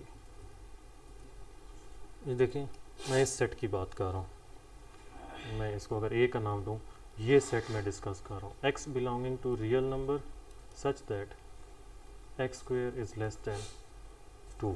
देखिए इसका सुप्रीमम क्या आएगा? इसकी मैक्सिमम वैल्यू √2 आएगी। तो अपर बाउंड तो है इसका, ठीक है, सुप्रीम एग्जिस्ट भी कर रहा है, बट किस में एग्जिस्ट कर रहा है? रियल नंबर्स में एग्जिस्ट कर रहा है। ये √2 रैशनल तो नहीं है ना, √2 रैशनल तो नहीं है ना, ठीक है। तो इसका सुप्रीमम एग्जिस्ट तो कर रहा है बट वो किस में नहीं एग्जिस्ट कर रहा? रैशनल में एग्जिस्ट नहीं कर रहा, ठीक है जी। ये एग्जांपल पूछे, कोई भी आप इसमें डिस्कस कर सकते हैं, 3 ले सकते हैं, 5 ले सकते हैं, कुछ भी इसमें आप कंसिडर कर सकते हैं। तमाम रैशनल जो इररेशनल नंबर स्क्वायर रूट वाले बनते हैं, कोई भी आप एग्जांपल यहाँ पे डिस्कस कर सकते हैं। अच्छा, ये क्वेश्चन है, मैंने आपको कहा था कि इनको आपने ज़रूर ट्राई करना है। कोई इसमें आपको पूछना हो तो आप लोग मुझसे एक सॉल्व कर देते हैं इनमें से। ये सोल्यूशन रीजन हमने बताना होता है। प्रॉब्लम्स इनमें से आती है कि वो पूछ लेता है कि इसका सोल्यूशन क्या होगा, ऑप्शंस आगे के मन होते हैं।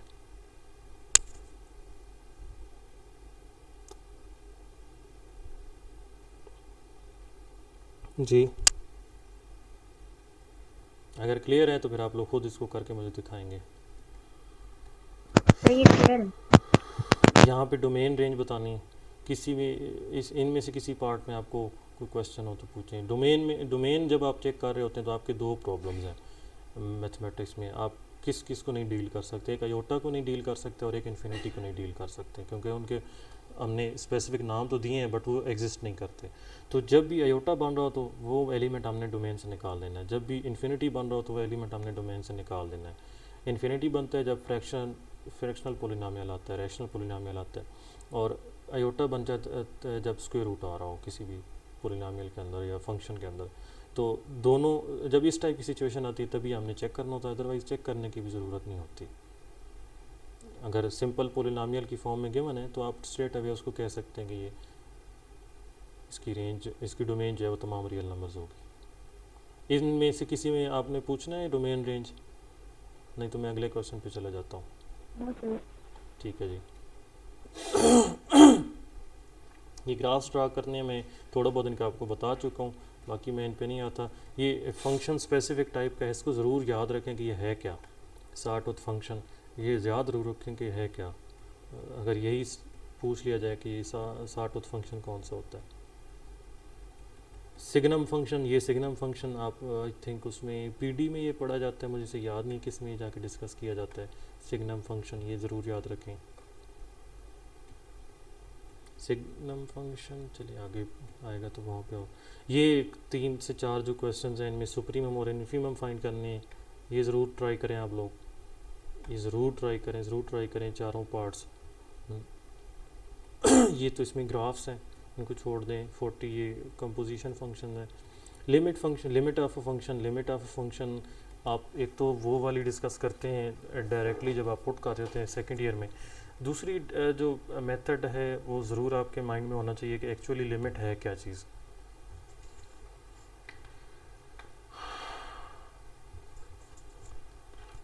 देखें हम फंक्शन की लिमिटिंग वैल्यू कैसे फाइंड कर रहे होते हैं। सपोज हमारे पास एक फंक्शन है, उसकी हम लिमिटिंग वैल्यू चेक करना चाह रहे हैं 0 पे, एफ ऑफ एक्स हमारे पास आया। तो बेसिक कॉन्सेप्ट इसमें क्या था?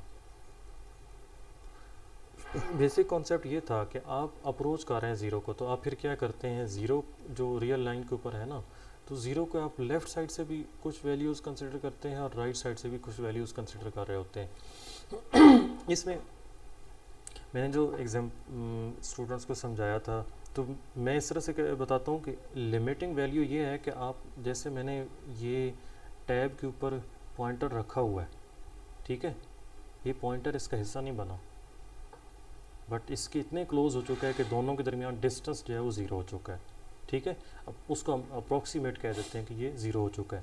तो लिमिटिंग वैल्यू यही चीज़ होती है कि आपने 0 के क्लोज तो होना है बट एग्जैक्टली 0 पे नहीं आना। 0 के क्लोज तो होना है बट एग्जैक्टली 0 नहीं आना। अब इसको मैथमेटिकली कैसे कर रहे होते हैं? मैथमेटिकली ऐसे कर रहे होते हैं कि आप 0 के लेफ्ट साइड पे कुछ वैल्यूज़ पिक करते हैं, -1 यहाँ पे और इसके क्लोज साइड पे +1 है, तो हम इसी जो रेंज इसी के अंदर से देख रहे होते हैं, बाकी इधर नहीं जाते। तो सपोज हम नेगेटिव में कुछ वैल्यूज़ आपने पिक की, आपने चेक किया जी -0.5 पे इसका आंसर क्या आता है, कोई फंक्शन भी है, हमें उससे कंसर्न नहीं है फंक्शन क्या है। आपकी उस पर वैल्यू आ गई जनाब 10 पॉइंट, सपोज 10 आ गई। आप -0.3 पे आपने चेक किया, आपका आंसर आ गया जी 9.5। आपने -0.2 पे चेक की, आपका आंसर आ गया 9। आपने -0.1 पे चेक की, आपका आंसर आ गया 8.7। आपने -0.01 पे चेक की, आपका आंसर आ गया 8.2। आपने -0.001 पे चेक की, आपका आंसर आ गया 8.1। ठीक है जी, इस तरह आप इसको लेके चल रहे हैं। फिर आपने दूसरी साइड से इसको अप्रोच किया, देखें ना, ये आप 0 के क्लोज होते जा रहे हैं लेफ्ट साइड से। फिर आपने राइट साइड से इसको अप्रोच करना शुरू किया, आपने 0.5 की इसकी वैल्यू चेक की। 0.5 पे सपोज इसकी वैल्यू आ गई जनाब 3, सपोज कर रहा हूँ मैं। 0.4 पे इसकी वैल्यू सपोज आ गई 4। 0.5 पे इसकी वैल्यू आ गई, सॉरी 0.5 हम चेक कर चुके हैं, 0.2 में आगे चेक कर लेता हूँ। 0.2 पे सपोज इसकी वैल्यू आ गई 7। फिर 0.01 पे मैं चेक किया, सपोज उस पर आ गया 7.8। 0.001 पे चेक किया, सपोज उस पर आ गया 7.9। तो अब यहाँ से आपने गेस किया कि जैसे जैसे आप 0 के क्लोज होते जा रहे हैं डोमेन में, तो रेंज के एलिमेंट्स किधर होते जा रहे हैं, रेंज का लिमिट इधर से आया 8.1 और इधर से क्या हो गया 7.9। तो आप जैसे जैसे x को 0 के क्लोज करते जा रहे हैं तो f ऑफ x किसके क्लोज होता जा रहा है, 8 के क्लोज होता जा रहा है। ठीक है जी। जैसे जैसे आपने लेफ़्ट और राइट साइड से चेक किया कि जैसे जैसे आप x को 0 को अप्रोच करा रहे हैं लेफ़्ट साइड से, तो आपका जो फंक्शन है वो अप्रोच कर रहा है 8.8 को, और जब आप राइट साइड से अप्रोच किया तो उधर से भी आपका फंक्शन किसको अप्रोच कर गया, 8 को। तो लेफ़्ट और राइट लिमिट्स इक्वल आ गई, तो आप क्या कहते हैं, लिमिट एग्जिस्ट कर गई। लेकिन लेकिन लेकिन अगर इधर से आंसर किसी और साइड से अप्रोच कर रहा होता और इधर से कुछ और अप्रोच कर रहा होता, तो फिर क्या होती, लेफ़्ट और राइट लिमिट इक्वल ना आती, और फिर हम क्या कहते हैं कि फ़ंक्शन की लिमिट जो है वो एग्जिस्ट नहीं की। ठीक है जी। लिमिट की बेसिक जो थ्योरी है वो ये वाली है। जिसने भी स्टार्ट में लिमिट को डिस्कस किया था उसने टेबल से इस तरह वैल्यूज़ जो हैं उनको डिस्कस किया था कि लिमिटिंग वैल्यू क्या है, लेफ़्ट साइड से अप्रोच करना है तो किस तरह से, राइट साइड से अप्रोच करना है तो किस तरह से। इसलिए मैंने ये डिस्कस किया क्योंकि आगे क्वेश्चन के अंदर हमने इनको यूज़ करना है, इस कॉन्सेप्ट को यूज़ करना है। जो पुराने कॉन्सेप्ट से ये बहुत कम क्वेश्चन सॉल्व होते हैं, इस कॉन्सेप्ट से ज़्यादा सॉल्व होते हैं। ये जो डेफिनेशन है, बेसिक डेफिनेशन जो लिमिट की है, एप्सिलॉन डेल्टा डेफिनेशन, इसको हम रियल में डिस्कस करेंगे। Left hand limit, right hand limit, example 12 बहुत स्ट्रेट अवे क्वेश्चन हैं ये चीज़। एग्जाम्पल 13, इसको क्वेश्चन आगे भी करेंगे हम, इधर भी मैं आपको डिस्कस कर देता हूँ।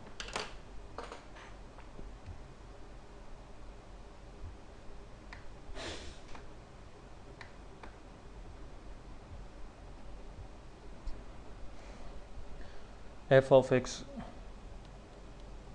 गिवन है g square greatest integer function of x, और हमने लिमिट चेक करनी है एक्स अप्रोचेस 2। तो हम दोनों लिमिट्स देखेंगे। Limit x approaches 2 from negative side, मतलब लेफ़्ट साइड से अगर हम इसको अप्रोच कराते हैं, तो आप ज़रा देखें जब लेफ़्ट साइड से हम इसको अप्रोच करा रहे होंगे तो यहाँ पे हमने इसकी इनपुट क्या क्या लेनी है। इसकी इनपुट हम ले रहे होंगे 1.9, और हम इसकी इनपुट क्या ले रहे होंगे 1.98, और इनपुट क्या ले रहे होंगे 1.998, और इनपुट क्या ले रहे होंगे 1.99।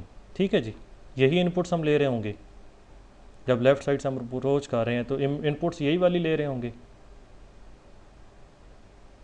हाँ जी। तो अब देखें इन पे ग्रेटेस्ट इंटीजर फंक्शन ने आंसर क्या देना है, इन सब वैल्यूज़ पे ग्रेटेस्ट इंटीजर फंक्शन ने आंसर क्या देना है, 1 देना है।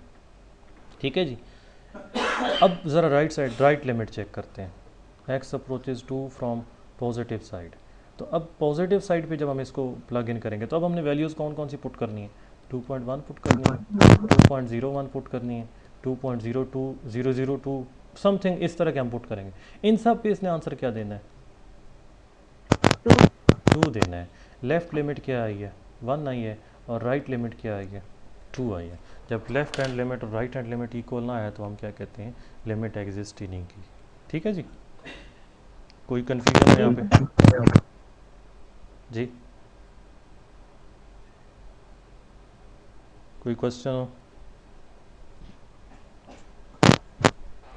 कोई नहीं है।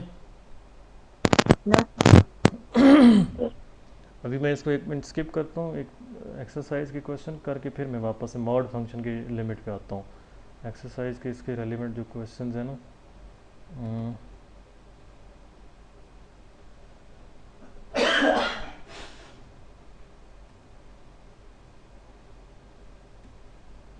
40 नंबर क्वेश्चन। 40 नंबर क्वेश्चन में फर्स्ट 2 पार्ट्स इसके सॉल्व करें अभी आप लोग।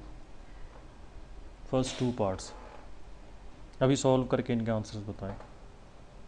स्टार्ट करें। सेकंड पार्ट में एक्स अप्रोचिंग टू 0 है। ठीक है, अभी स्टार्ट करें ये।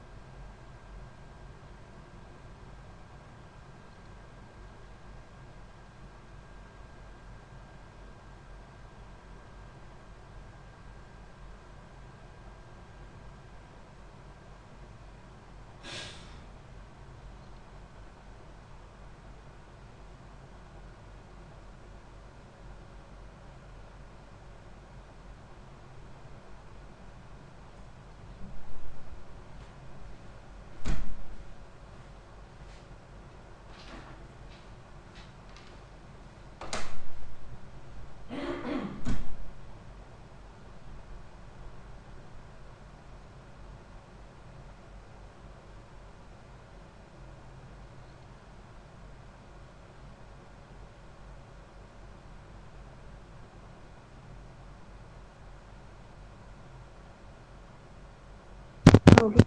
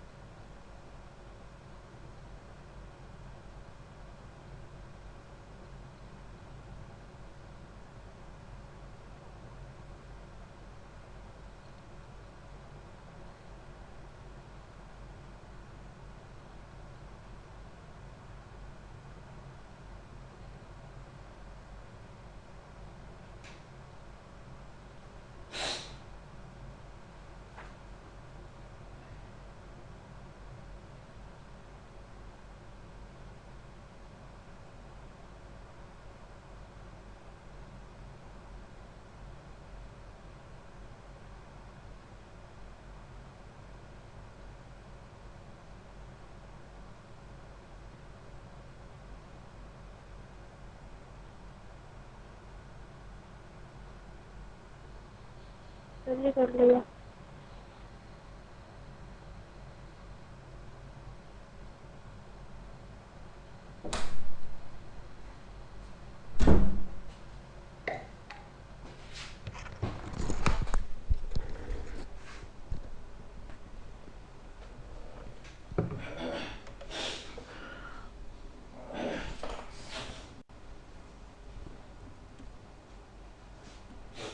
हाँ जी,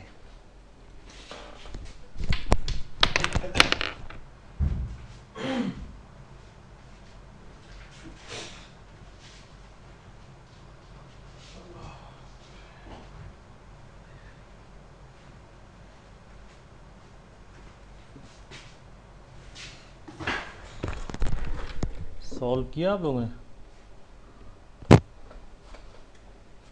यस सर। क्या क्या आंसर्स आए हैं? जीरो आ रहा है, लेफ्ट लिमिट और right limit. After zero exist करिए लिमिट। और सेकंड वाले का? सेकंड की एग्जिस्ट नहीं करी टू जीरो। एग्जिस्ट नहीं करेगी या ज़ीरो होगी?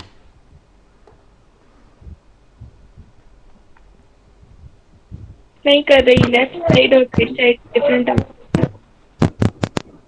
जी, बाकी किसी का आंसर आया उस सेकंड पार्ट का? कि जीरो ही एग्जिस्ट कर रही है लेफ्ट से राइट से। जीरो जीरो आ रहे हैं मतलब दोनों क्वेश्चन ज़ीरो ज़ीरो आ रहे हैं। सेकंड पार्ट किसी को क्लियर ना हो तो पूछ सकते हैं, मैं क्लियर करा देता हूँ। फर्स्ट पार्ट सेकंड पार्ट दोनों में से कोई एक क्लियर ना हुआ हो तो। सर सेकंड पार्ट करवा दें। जी, सेकंड करवा दें।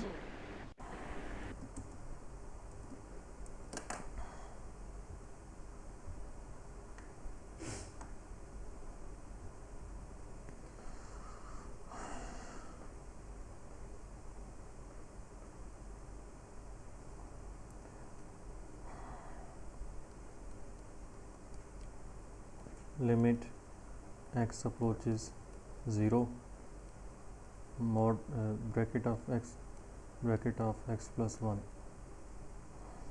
दो लिमिट्स आपने चेक करनी है। एक आपने लिमिट चेक करनी है x approaches 0 from negative side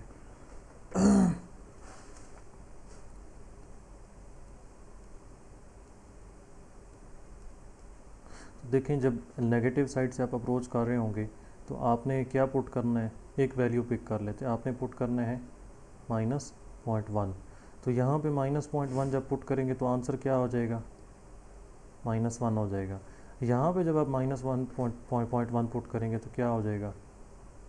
0.9 हो जाएगा। ऐसे ही है,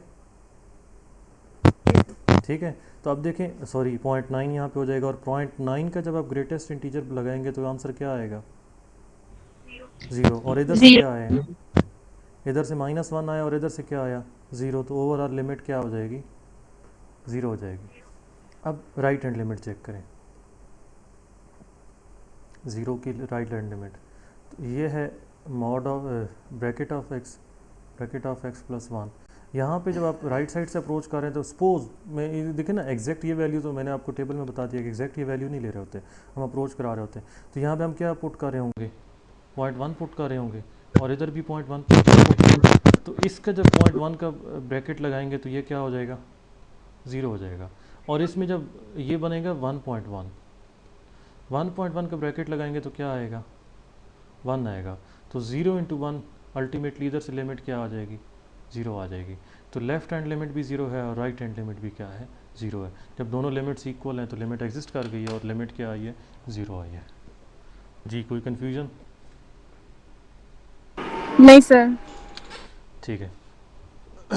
बाकी दोनों पार्ट्स में कोई आप लोग पूछना चाहें, किसी एक पार्ट को मैं डिस्कस कर देता हूँ,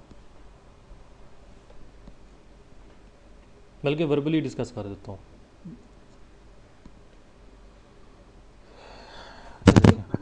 दोनों में एक ही केस है, दोनों में एक ही केस है। मैं जनरल केस आपको बता देता हूँ कैसे इसने डील होना है। अब देखिए ना, आपके पास लिमिट की प्रॉपर्टीज़ क्या है। अगर दो फंक्शंस मल्टीप्लाई हो रहे हैं और लिमिट आप ले रहे हैं तो लिमिट सेपरेट हो सकती है, लिमिट सेपरेट हो सकती है। f की लिमिट सेपरेट हो जाएगी और g की लिमिट सेपरेट हो जाएगी और ये आपस में क्या हो जाएंगी, मल्टीप्लाई हो जाएंगे। ठीक है जी। तो अब ये देखें, यहाँ पे आपके पास फंक्शन है, एक है x bracket of 1/x limit x approaches 0। तो अब दोनों की जब मल्टीप्लाई हो रहा है तो एक की लिमिट सेपरेट पहले वाले की और दूसरे वाले की लिमिट सेपरेट। ये कुछ भी आ जाए, कुछ भी आ जाए, लेफ़्ट राइट से कुछ भी आ जाए, इसकी लेफ़्ट राइट क्या आनी है, इसकी लेफ़्ट राइट क्या रहनी है, 0 ही रहनी है। तो सिंपल फंक्शन है ना, आइडेंटिटी फंक्शन है। ब्रैकेट फंक्शन तो इधर पड़ा है, ब्रैकेट फंक्शन से कुछ भी आंसर आए, लेफ़्ट में 1 आ जाए, राइट में 0 आ जाए, राइट में 0 आ जाए, लेफ़्ट में 1 आ जाए, इधर से क्या आना है, 0। तो ओवरऑल आंसर क्या हो जाएगा, 0 हो जाएगा। ठीक है जी।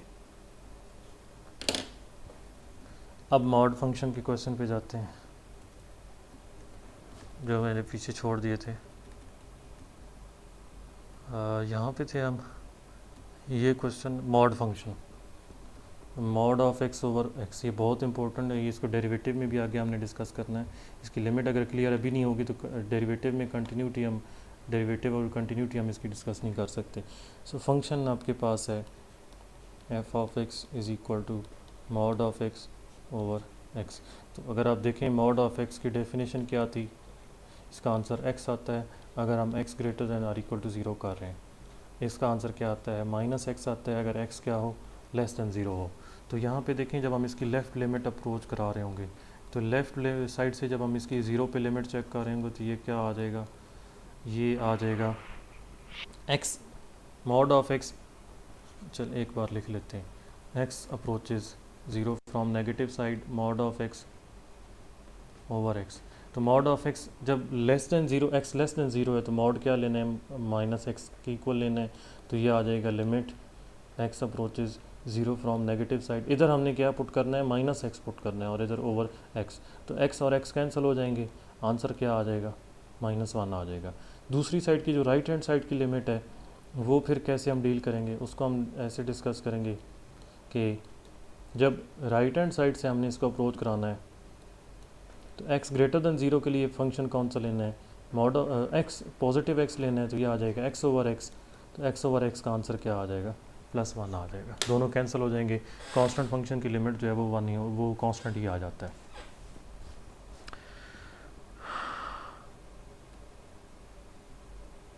ये आपको पता है लेफ़्ट हैंड जो 15 है बहुत स्ट्रेट अवे है, मुझे इसमें समझाने की ज़रूरत नहीं है। लेफ़्ट और राइट लिमिट इक्वली नहीं आती।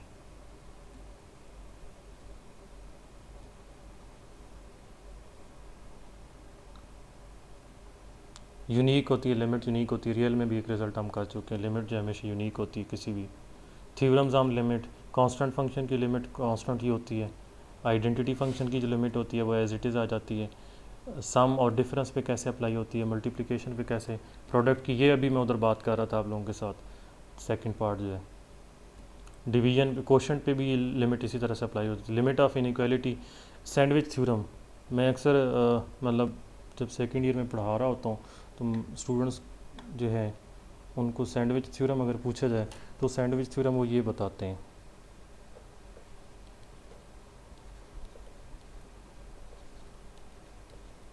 अगर आप भी इसको सैंडविच थ्योरम पढ़ा रहे हैं तो वापस जाकर उनको बताएं कि ये सैंडविच थ्योरम नहीं है, ठीक है जी।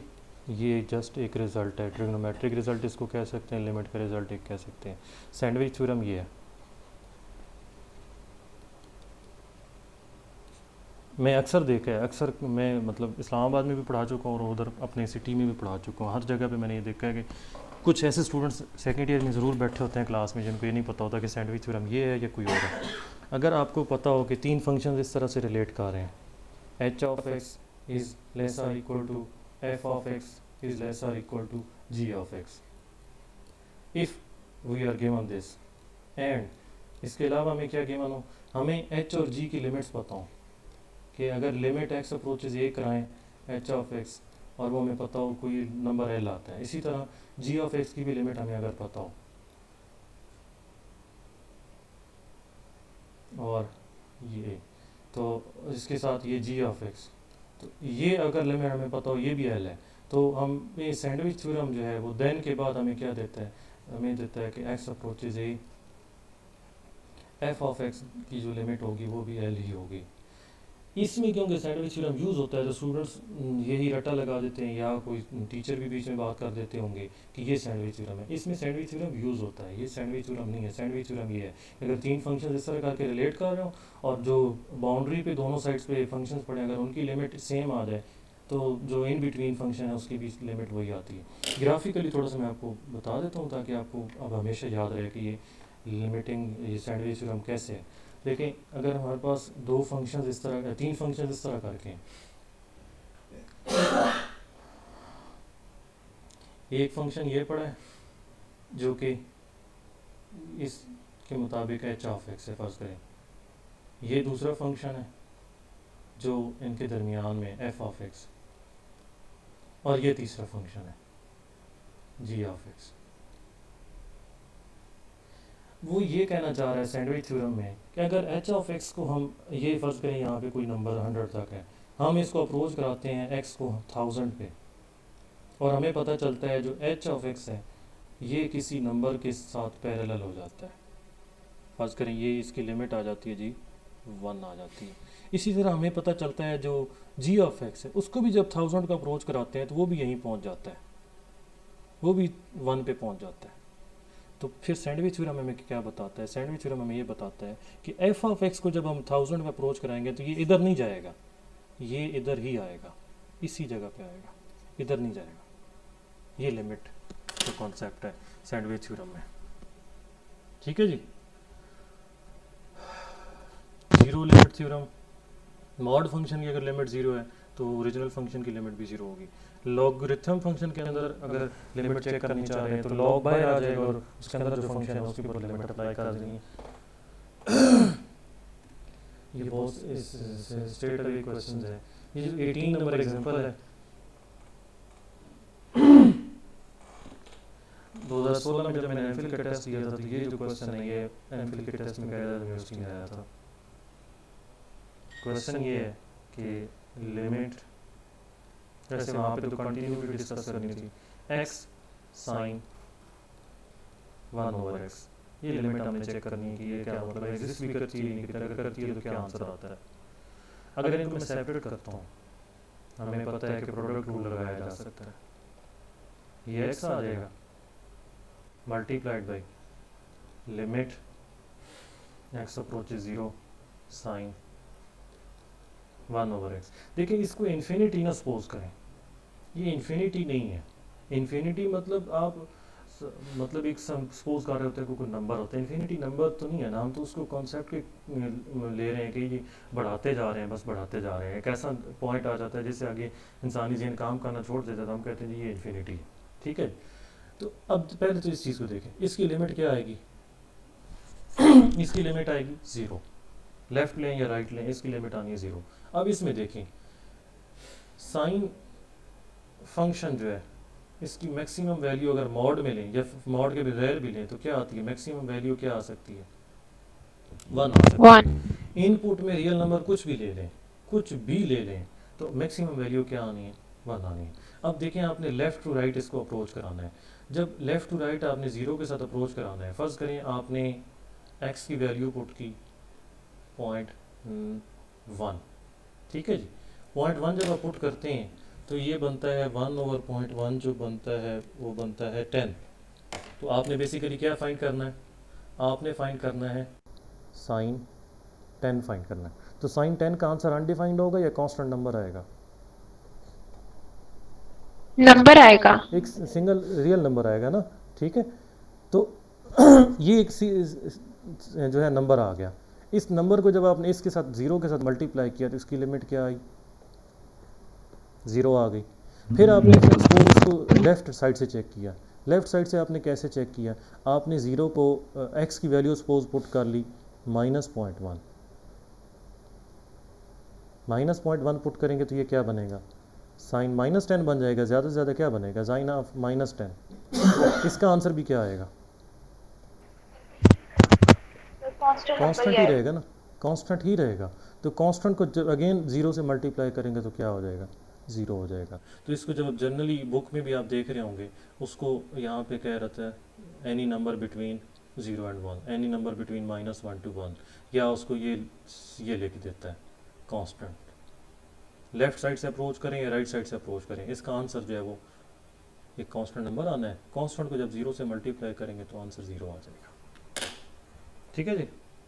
इसको कंटिन्यूटी में भी जाके हमने डिस्कस करना है। सो इसको, इस एग्जांपल को ज़रूर याद करें और इसको मतलब रिटर्न भी करें और इसका रिजल्ट याद भी रखें कि इसकी लिमिट एग्जिस्ट करती है। नॉर्मली जब आप इसको फ़ौरन से टिक करेंगे तो आप कहेंगे जी नहीं एग्जिस्ट करती, ऐसे नहीं है। अगर x साथ मल्टीप्लाई हो रहा है तो इसकी एग्जिस्ट करती है, बट जब x मल्टीप्लाई ना हो रहा हो तो फिर एग्जिस्ट नहीं करती। उसकी भी है कि मैं आपको बता देता हूँ।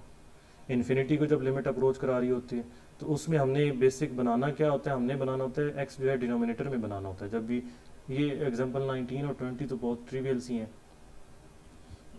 इसमें आप लोग खुद देख सकते हैं इन्फिनिटी लिमिट कैसे, 21 भी आप खुद देख सकते हैं। Excuse me sir, video show नहीं हो रही। बाकियों को शो हो रही है, हो रही है जी सर। आप किसको शो नहीं हो रहा, आप कौन बोली थी? चलिए मैं रीज्वाइन करती हूँ। हाँ, आप वो एक काम करें ना, मेरी आईडी पे जाके पिन को टिक करें। चलें आप चली गए, देख लें खुद ही। अच्छा जी, लिमिट एट इन्फिनिटी, मैं इसके क्वेश्चन ही बताऊंगा, अभी तो मैं यहाँ पे कुछ नहीं बता सकता। ये 1/x को डिस्कस किया गया, हमें पता है कि 1/x जो है वो एग्जिस्ट नहीं करता, इसकी इन्फिनिटी सॉरी 0 आता है, सॉरी 1/x की जो लिमिट है वो 0 आती है। उसने बड़ी डिटेल से डिस्कस किया हुआ है कि जैसे ही हम डिनोमिनेटर बढ़ाते जाते हैं तो नोमिनेटर ओवरऑल आंसर जो है वो 0 का अप्रोच करने लग जाता है। अब इसमें से कुछ काम आपके भी है ना, बीच में मैं इसलिए स्किप करता जा रहा हूँ कि आप उसको खुद रीड करें और जो क्वेश्चन समझ नहीं आती ज़रूर पूछें मुझसे। ये भी आप क्या करते हैं, एक्स को डिनोमिनेटर में लेके जाते हैं ताकि एक्स इन्फिनिटी को अप्रोच करा सके, फिर आपके पास लिमिटिंग वैल्यू आ जाती है। ये भी क्वेश्चन आप खुद देख लेना, 24 एग्जाम्पल जो है इसमें सीक्वेंस की लिमिट उसी तरह से इन्फिनिटी वाली लिमिट हम डिस्कस करते हैं। और ये 36 नंबर जो थ्योरम है, bounded monotone sequence is convergent. Sequence जो मोनोटोनिक सीक्वेंस इंक्रीजिंग या डिक्रीजिंग और साथ क्या हो, बाउंडेड हो, तो वो क्या होता है, कन्वर्जेंट होता है हमेशा से। ये क्रॉलरी इसका काउंटर है, अगर नॉन डिक्रीजिंग हो लेकिन वो अनबाउंडेड अबव या अनबाउंडेड बिलो हो तो वो क्या करता है, इन्फिनिटी को डाइवर्ज करता है। ये रिज़ल्ट बहुत इंपॉर्टेंट है, सेकंड ईयर में भी इसको डिस्कस किया जाता है और यहाँ पे इसने थोड़ा सा डिफरेंट मेथड से प्रूव किया। सेकंड ईयर में जब आप जाते हैं तो डिफरेंट मेथड्स उसने प्रूव किया हुआ है। सेकंड ईयर वाला प्रूफ तो हमने वैसे भी यहाँ पे नहीं देखना, मैं इसको जस्ट चले रिजल्ट ही डिस्कस कर देता हूँ। लिमिट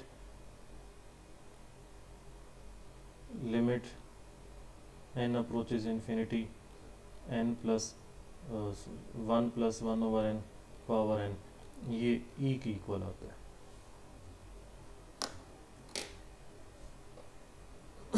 काफ़ी क्वेश्चन के अंदर इसने आगे यूज़ होना होता है। ये प्रूफ को बेशक ना देखें, आप करना चाहें तो देख लें, नहीं तो ज़रूरत नहीं है इसकी। एग्जांपल 28 इसी को यूज़ करते हुए सॉल्व की गई है।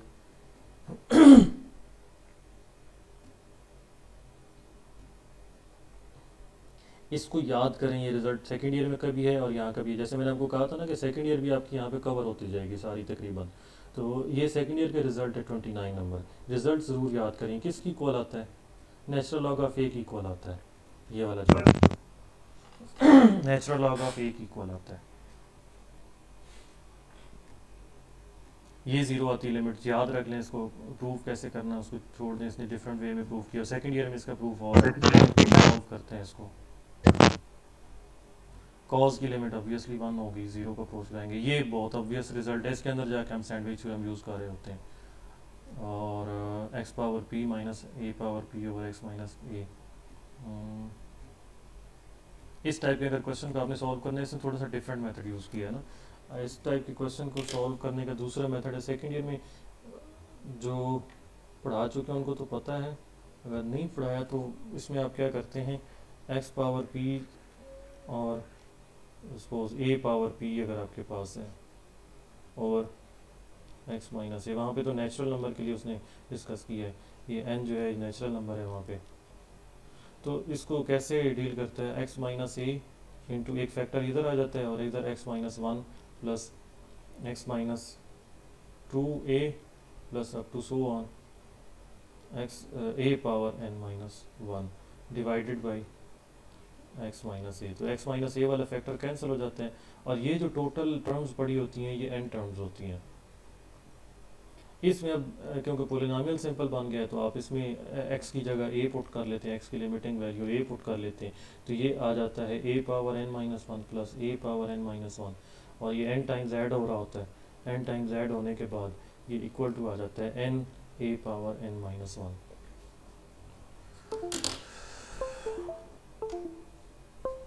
एक्सरसाइज के क्वेश्चन में स्टार्ट वाले कोई नहीं बिल्कुल देख रहा। इसमें जो 11 नंबर क्वेश्चन है ये मैं आपको बता देता हूँ। 11 नंबर पे जो क्वेश्चन पड़ा है ये बस मैं आपको बता देता हूँ, बाकी मैं आपको नहीं बता रहा कैसे उसको सॉल्व करना है।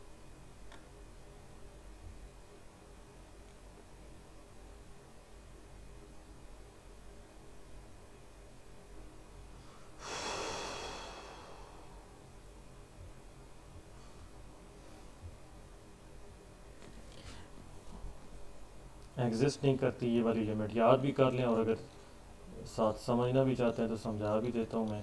ये जब इसके साथ x आ रहा था तो फिर हमने इससे कहा था कि इसकी लिमिट जो है वो 0 आ जाती है।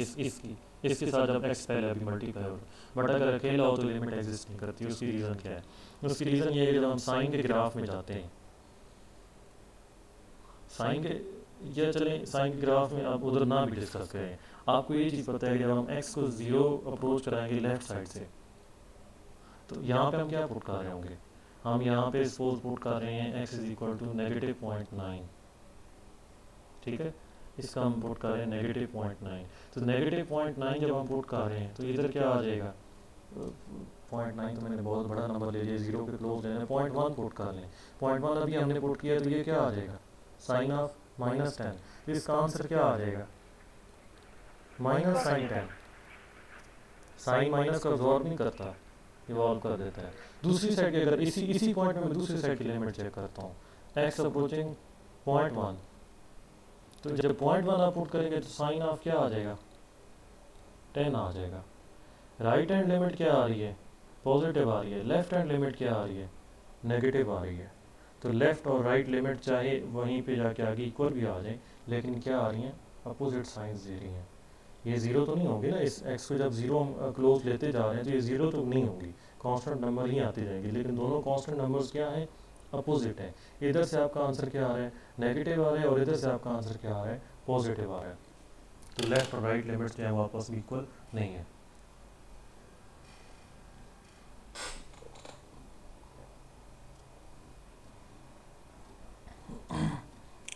से लेके सर यानी कि अगर cos 1/x होगा तो उसकी लिमिट एग्जिस्ट करती होगी क्योंकि वो तो साइन को एब्जॉर्ब कर जाता है ना। जी जी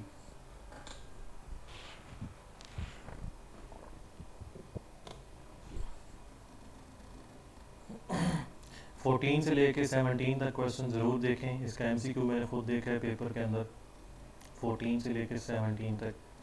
बाकी भी ज़ाहिर बात इंपॉर्टेंट है लेकिन इनको ज़्यादा देखें।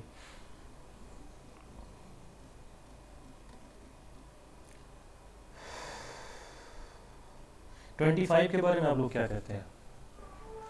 25 नंबर,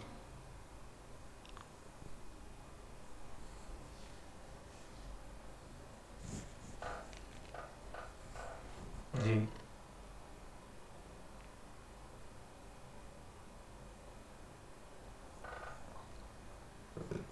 सॉल्व करके बता दें। x approaching 3 from left hand side, 1 over x minus 3 minus 1 over x minus 3 mod। नाम लो, चले जी नाम लेके पूछता हूँ। आर्या, जरेश, रोहीन, अक्सर, जीनत, साजिदा, बुशरा जी। सर इसका नेगेटिव इन्फिनिटी आंसर आता है 2 over x minus 3। हमारा बुशरा, सर करिए। साजिदा, जी सर, क्या जी सर? नेगेटिव आंसर आ रहा है। रोहीन, सादिया कितने थे? 0। क्वेश्चन की लिमिट क्या है sir? x approaching 3 from negative side, 1 over x minus 3 minus 1 over x minus 3 mod। तो माइनस इन्फिनिटी है।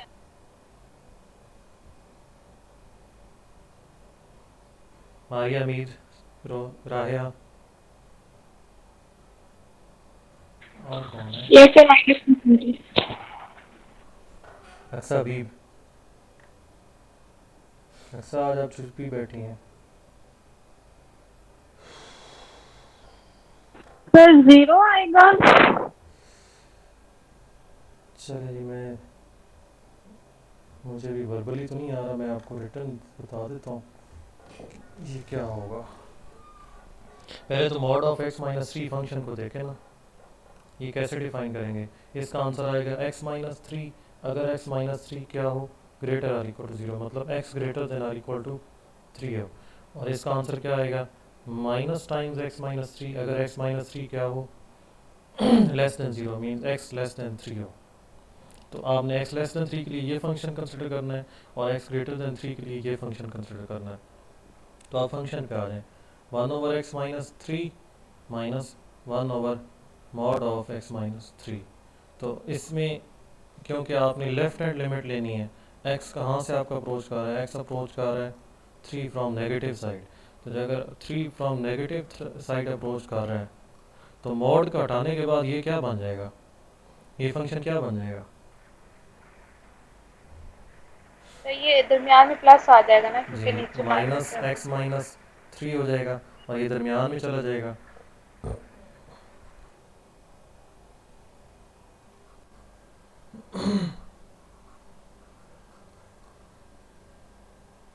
ये 2 over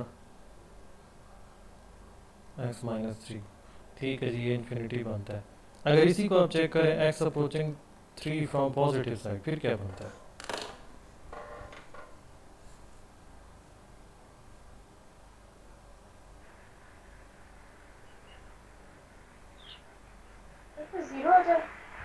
जीरो हो जाएगा। जी बिल्कुल ऐसे ही है, क्योंकि जब हम इसको पॉजिटिव वैल्यू यहाँ पे पुट करेंगे ये दोनों कैंसिल हो जाएंगे और कांस्टेंट आ जाएगा, कांस्टेंट की लिमिट 0 हो जाएगी। इसमें और क्वेश्चन, ये जो 37 से लेके 39 तक तीनों क्वेश्चन हैं, तीनों क्वेश्चन बहुत इंपॉर्टेंट है। तीनों क्वेश्चन अभी ट्राई करें, जिसमें आपको समझ नहीं आती मुझसे अभी पूछ लें साथ। 1 by 1 37।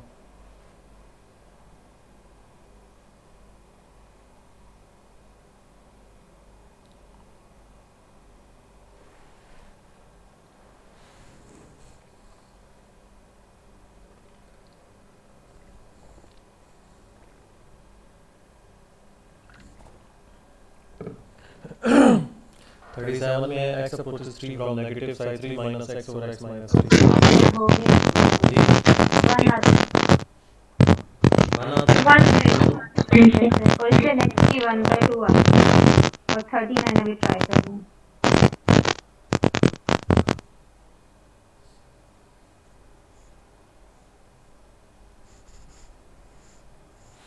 तीनों के तीनों MCQs हैं, तीनों के तीनों MCQs हैं।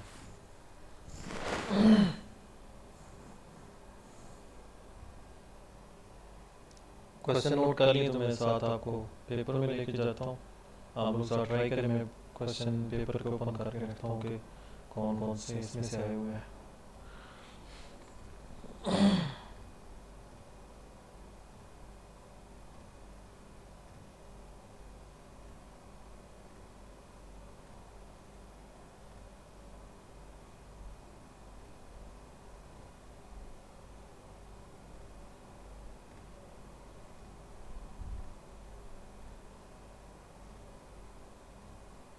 हो गया तीनों का।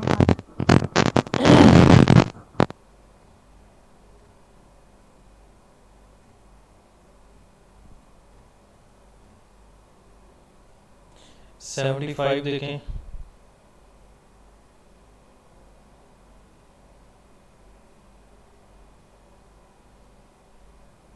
इसकी डोमेन में से 2 एलिमेंट्स हमने निकाले हैं, बट रेंज में कोई एलिमेंट निकालने की ज़रूरत नहीं है। रेंज जो है वो तमाम रियल नंबर्स ही आएंगे। अभी कौन आया है?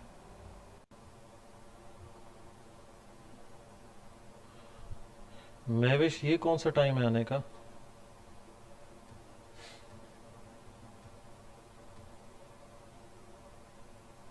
अच्छा, अभी हमने कंटिन्यूटी नहीं डिस्कस की, बट एक क्वेश्चन आया पड़ा, अभी कल हमने इसका क्वेश्चन डिस्कस करना है। कंटिन्यूटी के ये 2-3 क्वेश्चन हैं। ये देखें ज़रा, 87 नंबर। या अगर आप एक्सरसाइज ये वाली नहीं करेंगे तो आपसे ये नहीं होंगे।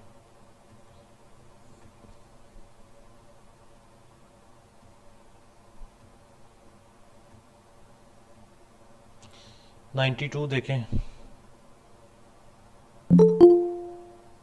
कौन है? महविश, आप किधर थी? 87 हमने करना है। 87 एक्सरसाइज में, 92 की मैं बात देखें। 87 आप लोग खुद देखेंगे इसका। 92 देखिए, एक्स स्क्वायर प्लस 1 मैंने आपको बता दिया बाइजेक्टिव नहीं है। आगे भी जो तीनों पार्ट्स हैं वो सी और डी जो पार्ट्स हैं वो बाइजेक्टिव नहीं है, तो ऑब्वियसली फिर क्यूब वाले ही बनता है। ऐसे भी हमने देखा है कि क्यूबिक जो है वो बाइजेक्टिव है।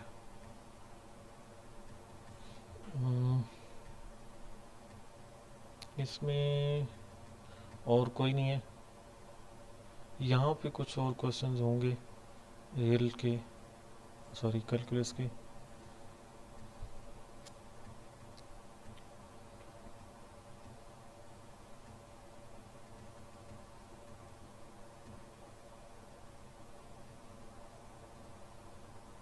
एटीन नंबर देखें। 18 नंबर, limit n approaches infinity 1 plus x over n whole power n. यही मैं आपको कह रहा हूँ 30, उसमें क्वेश्चन नंबर मैंने आपको अभी बताए थे कि ये ज़रूर ट्राई करें। इसमें क्या करेंगे, एक्स ओवर एन का रेसिप्रोकल पावर, तो ऊपर हमें एन ओवर एक्स बनाना है, तो ई की पावर आंसर क्या आएगा, ई की पावर एक्स आएगा सी पार्ट का। अगर समझ नहीं आई तो मैं आपको समझा देता हूँ, अदरवाइज बहुत स्ट्रेट अभी क्वेश्चन है, सेकंड ईयर का ये क्वेश्चन है। क्लियर है?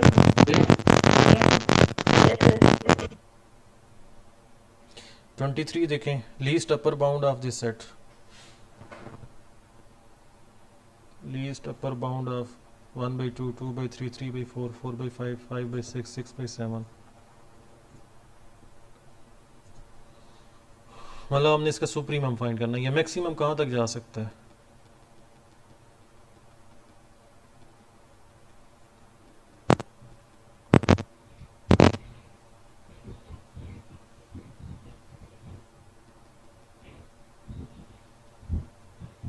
फॉर्म तो ये n ओवर n प्लस 1 वाली है, और ये इंफिनिटी तक नहीं, मतलब ये तो 0 की तरफ जा रहा है। ये सही 0 की तरफ जा रहा है। 1 की तरफ जा रहा है, 1 की तरफ नहीं जा रहा। एक सोचें। 1/2 आता है 0.5, 2/3 आता है 0.666, 3/4 आता है 0.75, 4/5 आता है 0.8, 5/6 आता है 0.83, 6/7 आता है 0.85, तो किधर जा रहा है ये सेट? ये 1 की तरफ जा रहा है। 1 की तरफ। अपर बाउंड जो है वो 1 है और लोअर बाउंड इसका क्या है, 1/2 है, 0 नहीं है।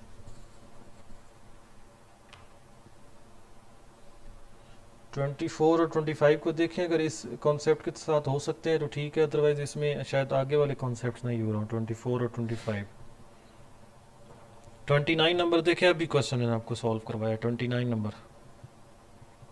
और ये 15 में आ चुका है। 29 नंबर डज नॉट एग्जिस्ट। उसके बाद 36 नंबर रेंज डोमेन फाइंड करनी है, बताएं ज़रा इसको फाइंड करके।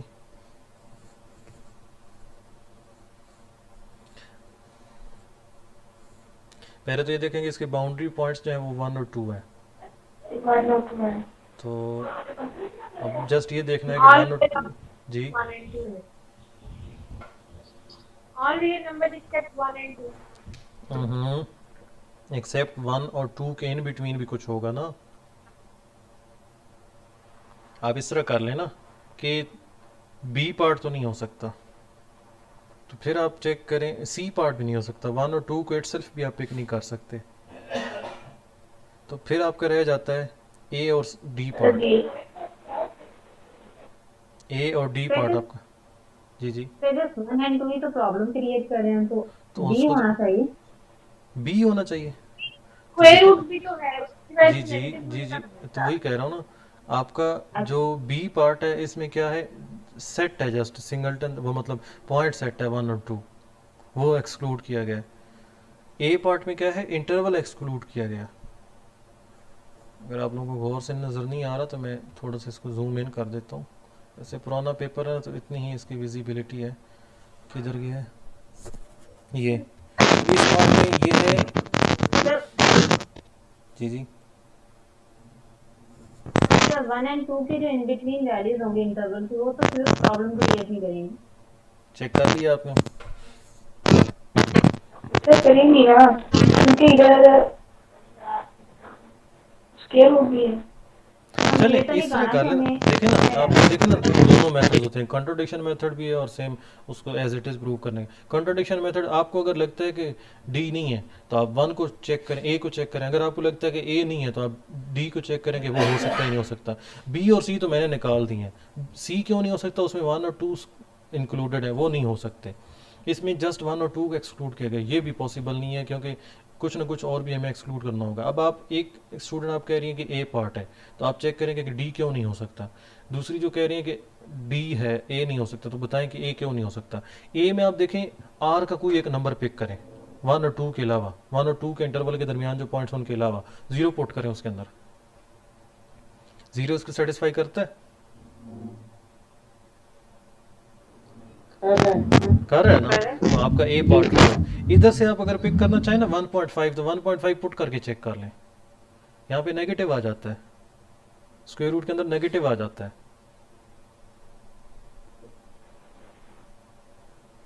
अक्सर चीज क्लियर नहीं हुई? सर क्लियर हो गया, लेकिन मैं कह रही हूँ कि उसने मतलब हमें कुछ बताया तो नहीं हुआ ना कि हम अगर नेगेटिव आ रहा है तो क्या हुआ, हम कॉम्प्लेक्स की तरफ चले जाएंगे। नहीं नहीं, रियल नंबर है, रियल फंक्शन है ना, फंक्शन तो रियल ही हम डिस्कस नहीं, हमने रियल को डिस्कस करना होता है ना, जब भी डोमेन की हम डिस्कस कर रहे थे। कैलकुलस का क्वेश्चन है ना, कॉम्प्लेक्स का क्वेश्चन, जी नहीं हो, उसने एक्स यूज किया ना, जी यूज किया होता तो फिर हम उधर जा सकते थे।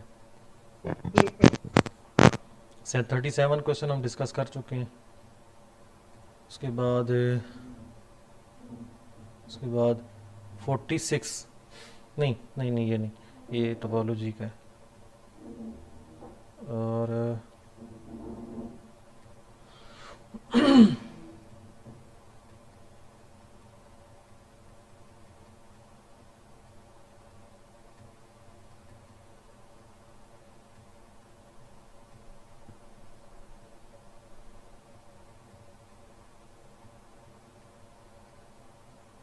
Range of secant inverse x 96 और 97 फर्स्ट ईयर के क्वेश्चंस हैं, इसी ट्रिग्नोमेट्री और इसी के साथ फंक्शन के साथ रिलेट कर रहे हैं 96 और 97।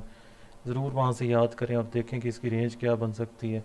रेंज मीन्स इसकी डोमेन मतलब सीकेंट के अंदर क्या क्या पुट कर सकते हैं। सीकेंट के अंदर हम पाई बाई 2 नहीं पुट कर सकते ना, क्योंकि पाई बाई 2 पे cos 0 दे देता है तो वो रेसिप्रोकल बन जाता है, तो बी पार्ट इसका बी ऑप्शन।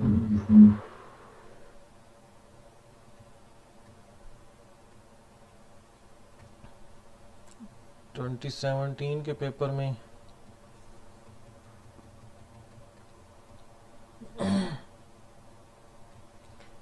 अब इसके साथ आपने ये काम करना है कि जो इल्मी वाली जो बुक हम वैसे फॉलो साथ कर रहे होते हैं उसमें जो लिमिट के क्वेश्चंस है ना और मॉड के जो क्वेश्चंस हैं वो आप लोगों ने खुद देखने, क्योंकि पेपर मैंने आपको करा दिया, अब आप वो खुद देखेंगे कल तक हम आगे चल सकें। मैं वो नहीं करवा सकता क्योंकि कैलकुलस का आपको पता है कोर्स बहुत ज़्यादा है, तो सारी चीज़ें यहाँ पे हम इस तरह से डिस्कस करना मुश्किल होंगी कि मैं पेपर को भी सॉल्व करवाऊँ और इल्मी के MCQs भी और साथ कोर्स भी। अब खुद देख लें, अब 2 घंटे में मुश्किल से हम एक चैप्टर कर सकें, इतना उसमें चीज़ें पड़ी हैं। बट ये है कि अगर हम फर्स्ट चैप्टर अच्छी तरह कर लेते हैं तो हमारे आगे वाले चैप्टर्स जो हैं वो इजी हो जाएंगे। अब कंटिन्यूटी में जो बार बार रिजल्ट्स यूज़ होने हैं वो लिमिट के होने हैं, तो हमने लिमिट को काफ़ी डिटेल से डिस्कस कर लिया है। बहुत ट्रिवियल सा क्वेश्चन है 38 नंबर पे ये आप लोगों ने इसी एक्सरसाइज में देखना है इसमें कैसे इसको डिफाइन किया गया। आई थिंक सो ये 1 आता है, मुझे कंफर्म नहीं है। 39 इसकी रेंज क्या होगी? तमाम रियल नंबर्स होगी, पॉजिटिव भी आ सकते हैं, नेगेटिव भी आ सकते हैं। इसका आंसर बता सकते हैं क्या आएगा? 39 मैंने एक बताया था वो नहीं है, लेकिन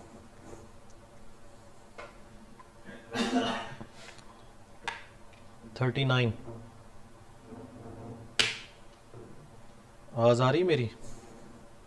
सर बी ऑप्शन 1 पे भी अनडिफाइंड होगा, 2 पे भी। नहीं रेंज इसकी बतानी है, डोमेन नहीं बतानी। Okay sir. डोमेन तो ऑब्वियसली वो 1 और 2 स्किप करना है हमने। रेंज इसकी क्या होगी? आंसर क्या क्या आ सकते हैं इसके?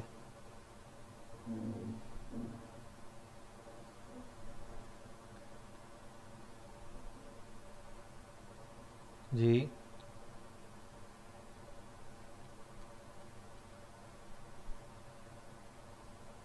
एनीवन, क्या आंसर हो सकता है इसका 39 पे? रेंज जी C option. C option yes sir. Positive आएंगे। किसी को इनके साथ है कि ये गलत कह रही हैं? यही होगा बी ऑप्शन, क्योंकि एक्स के आदत में वो वैल्यू सारी ग्रेटर ही हो जाएंगी। ज़रूरी है ग्रेटर हो जाएंगी?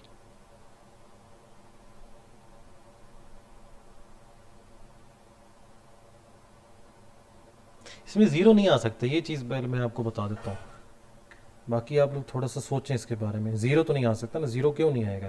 क्योंकि देखें एक्स की वैल्यू कुछ भी पुट करें, ये ओवरऑल ज़ीरो। अगर ऊपर एक्स मौजूद होता ना तो फिर हम जब ज़ीरो पुट करते तो इसका आंसर ज़ीरो आ जाता, लेकिन इसमें ऊपर कुछ भी नहीं है, ऊपर 1 है, ठीक है, तो इसका ज़ीरो नहीं आ सकता। जी जी, जीरो पुट करते हैं तो 1/2 नहीं आ जाएगा? तो ज़ीरो पुट करने से 1/2 हमने आंसर देखना है ज़ीरो कब आएगा। आंसर ज़ीरो तो कभी नहीं आएगा ना। पुट ज़ीरो कर सकते हैं बट आंसर ज़ीरो कभी नहीं आएगा इस फंक्शन के लिए।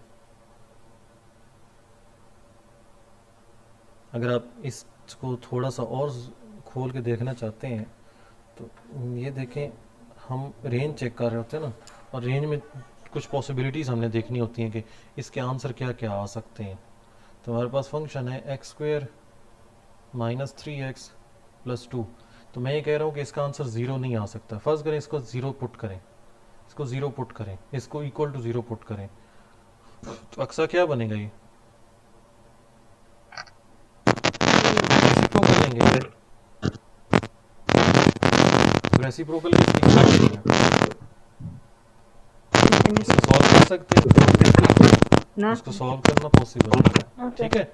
फिर अब देखते हैं कि क्या नेगेटिव आंसर आ सकते हैं या नहीं। जो दूसरी मुझे नहीं याद किसने बताया, क्या नेगेटिव आंसर आ सकते हैं या नहीं। देखें ज़रा, इसको किसी एक नेगेटिव नंबर के इक्वल पुट करें, -1 के इक्वल पुट करें,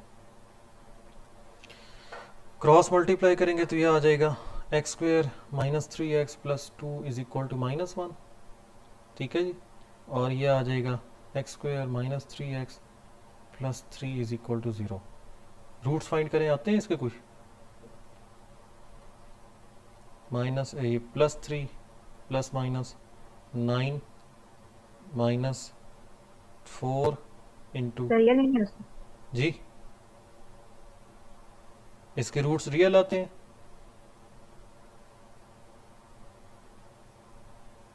जी। इस इक्वेशन के रूट्स रियल आते हैं या नहीं आते? नहीं से नहीं आते ना। एक्स की हमने चेक किया कि अगर इसका आंसर -1 चेक करें तो एक्स की वैल्यू क्या हो जाती है? कॉम्प्लेक्स बन जाती है। बट हमने डोमेन में क्या रखना है? रियल नंबर रखना है। ठीक है, हमने एक्स को रियल रखना है, तो एक्स रियल तो पॉसिबल ही नहीं है अगर -1 हो। तो इसका मतलब इसकी जो रेंज है वो जस्ट क्या होगी? रियल नंबर जो पॉजिटिव वाले होंगे वही हो सकती है, नेगेटिव हो ही नहीं सकती। नेगेटिव हमने एक कंसिडर की है तो वो एक्स जो आता है वो तो रेलिवेंट जो एक्स है वो कॉम्प्लेक्स नंबर बन जाता है ना। आप लोगों को मुझे लग रहा है कन्फ्यूजन हो रही है कि ये कैसे सारे काम मैं कर रहा हूँ। ये ज़रा देखें। हाँ हाँ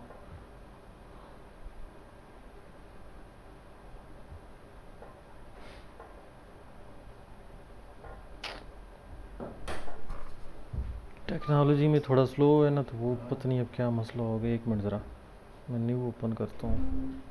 ये जूम आउट शायद हो गया, एरर आ गया कुछ। देखिए मैं इस चीज़ की बात कर रहा हूँ ना कि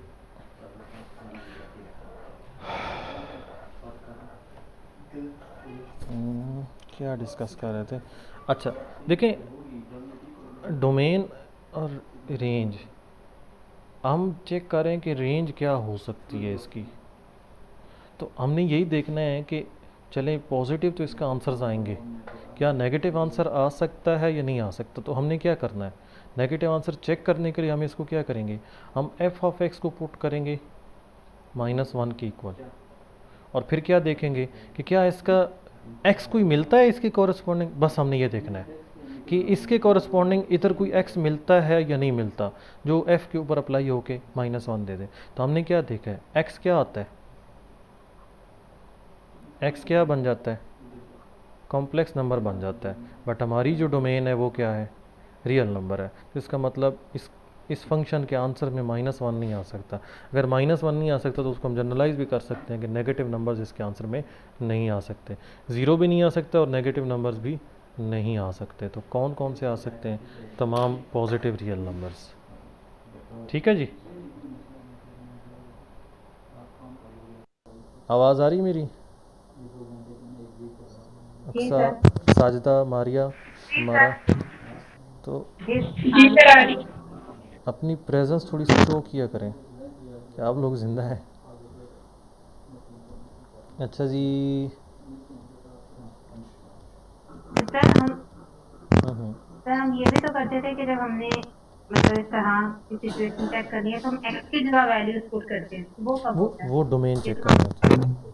डोमेन अगर हमें डोमेन पता हो ना, डोमेन पता हो ना तो उसके कॉरस्पॉन्डिंग हम रेंज फिर चेक कर रहे होते हैं। अब यहाँ पे देखें, इसके ऊपर एक्स है ही कोई नहीं। अगर इसके ऊपर एक्स होता ना तो जब हम यहाँ से 0 पुट करते ना तो इसने आंसर 0 देना था। बट ऊपर एक्स कोई नहीं है, एक्स कुछ भी पुट कर लें इसका ओवरऑल आंसर 0 नहीं आ सकता। वो मैंने आपको उधर काउंटर एग्जांपल से भी समझा दिया। जी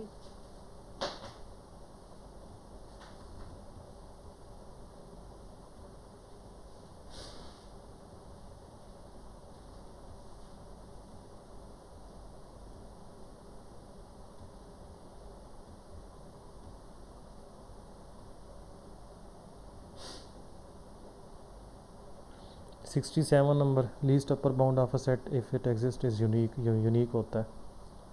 ग्रेटेस्ट लोअर बाउंड 68 नंबर, greatest lower bound of a set may or may not belong to set, c part है इसका। ये मैं 69 की बात कर रहा था, ये इसमें मिस्टेक थी। ये हमने उधर बुक से देख लिया कि ये दोनों क्या होते हैं, इक्वल होते हैं। ए बी मॉड जो है वो इक्वल टू होता है ए और बी मॉड के। अभी हमने बुक से देखा है, तो ये हमने फिर क्लेम भी किया था बाद में, तो हमें इसका एक नंबर मिल गया था। इसमें मिस्टेक थी। A convergent sequence converges to a unique limit. ये ट्राइकोटॉमी प्रॉपर्टी 71 नंबर।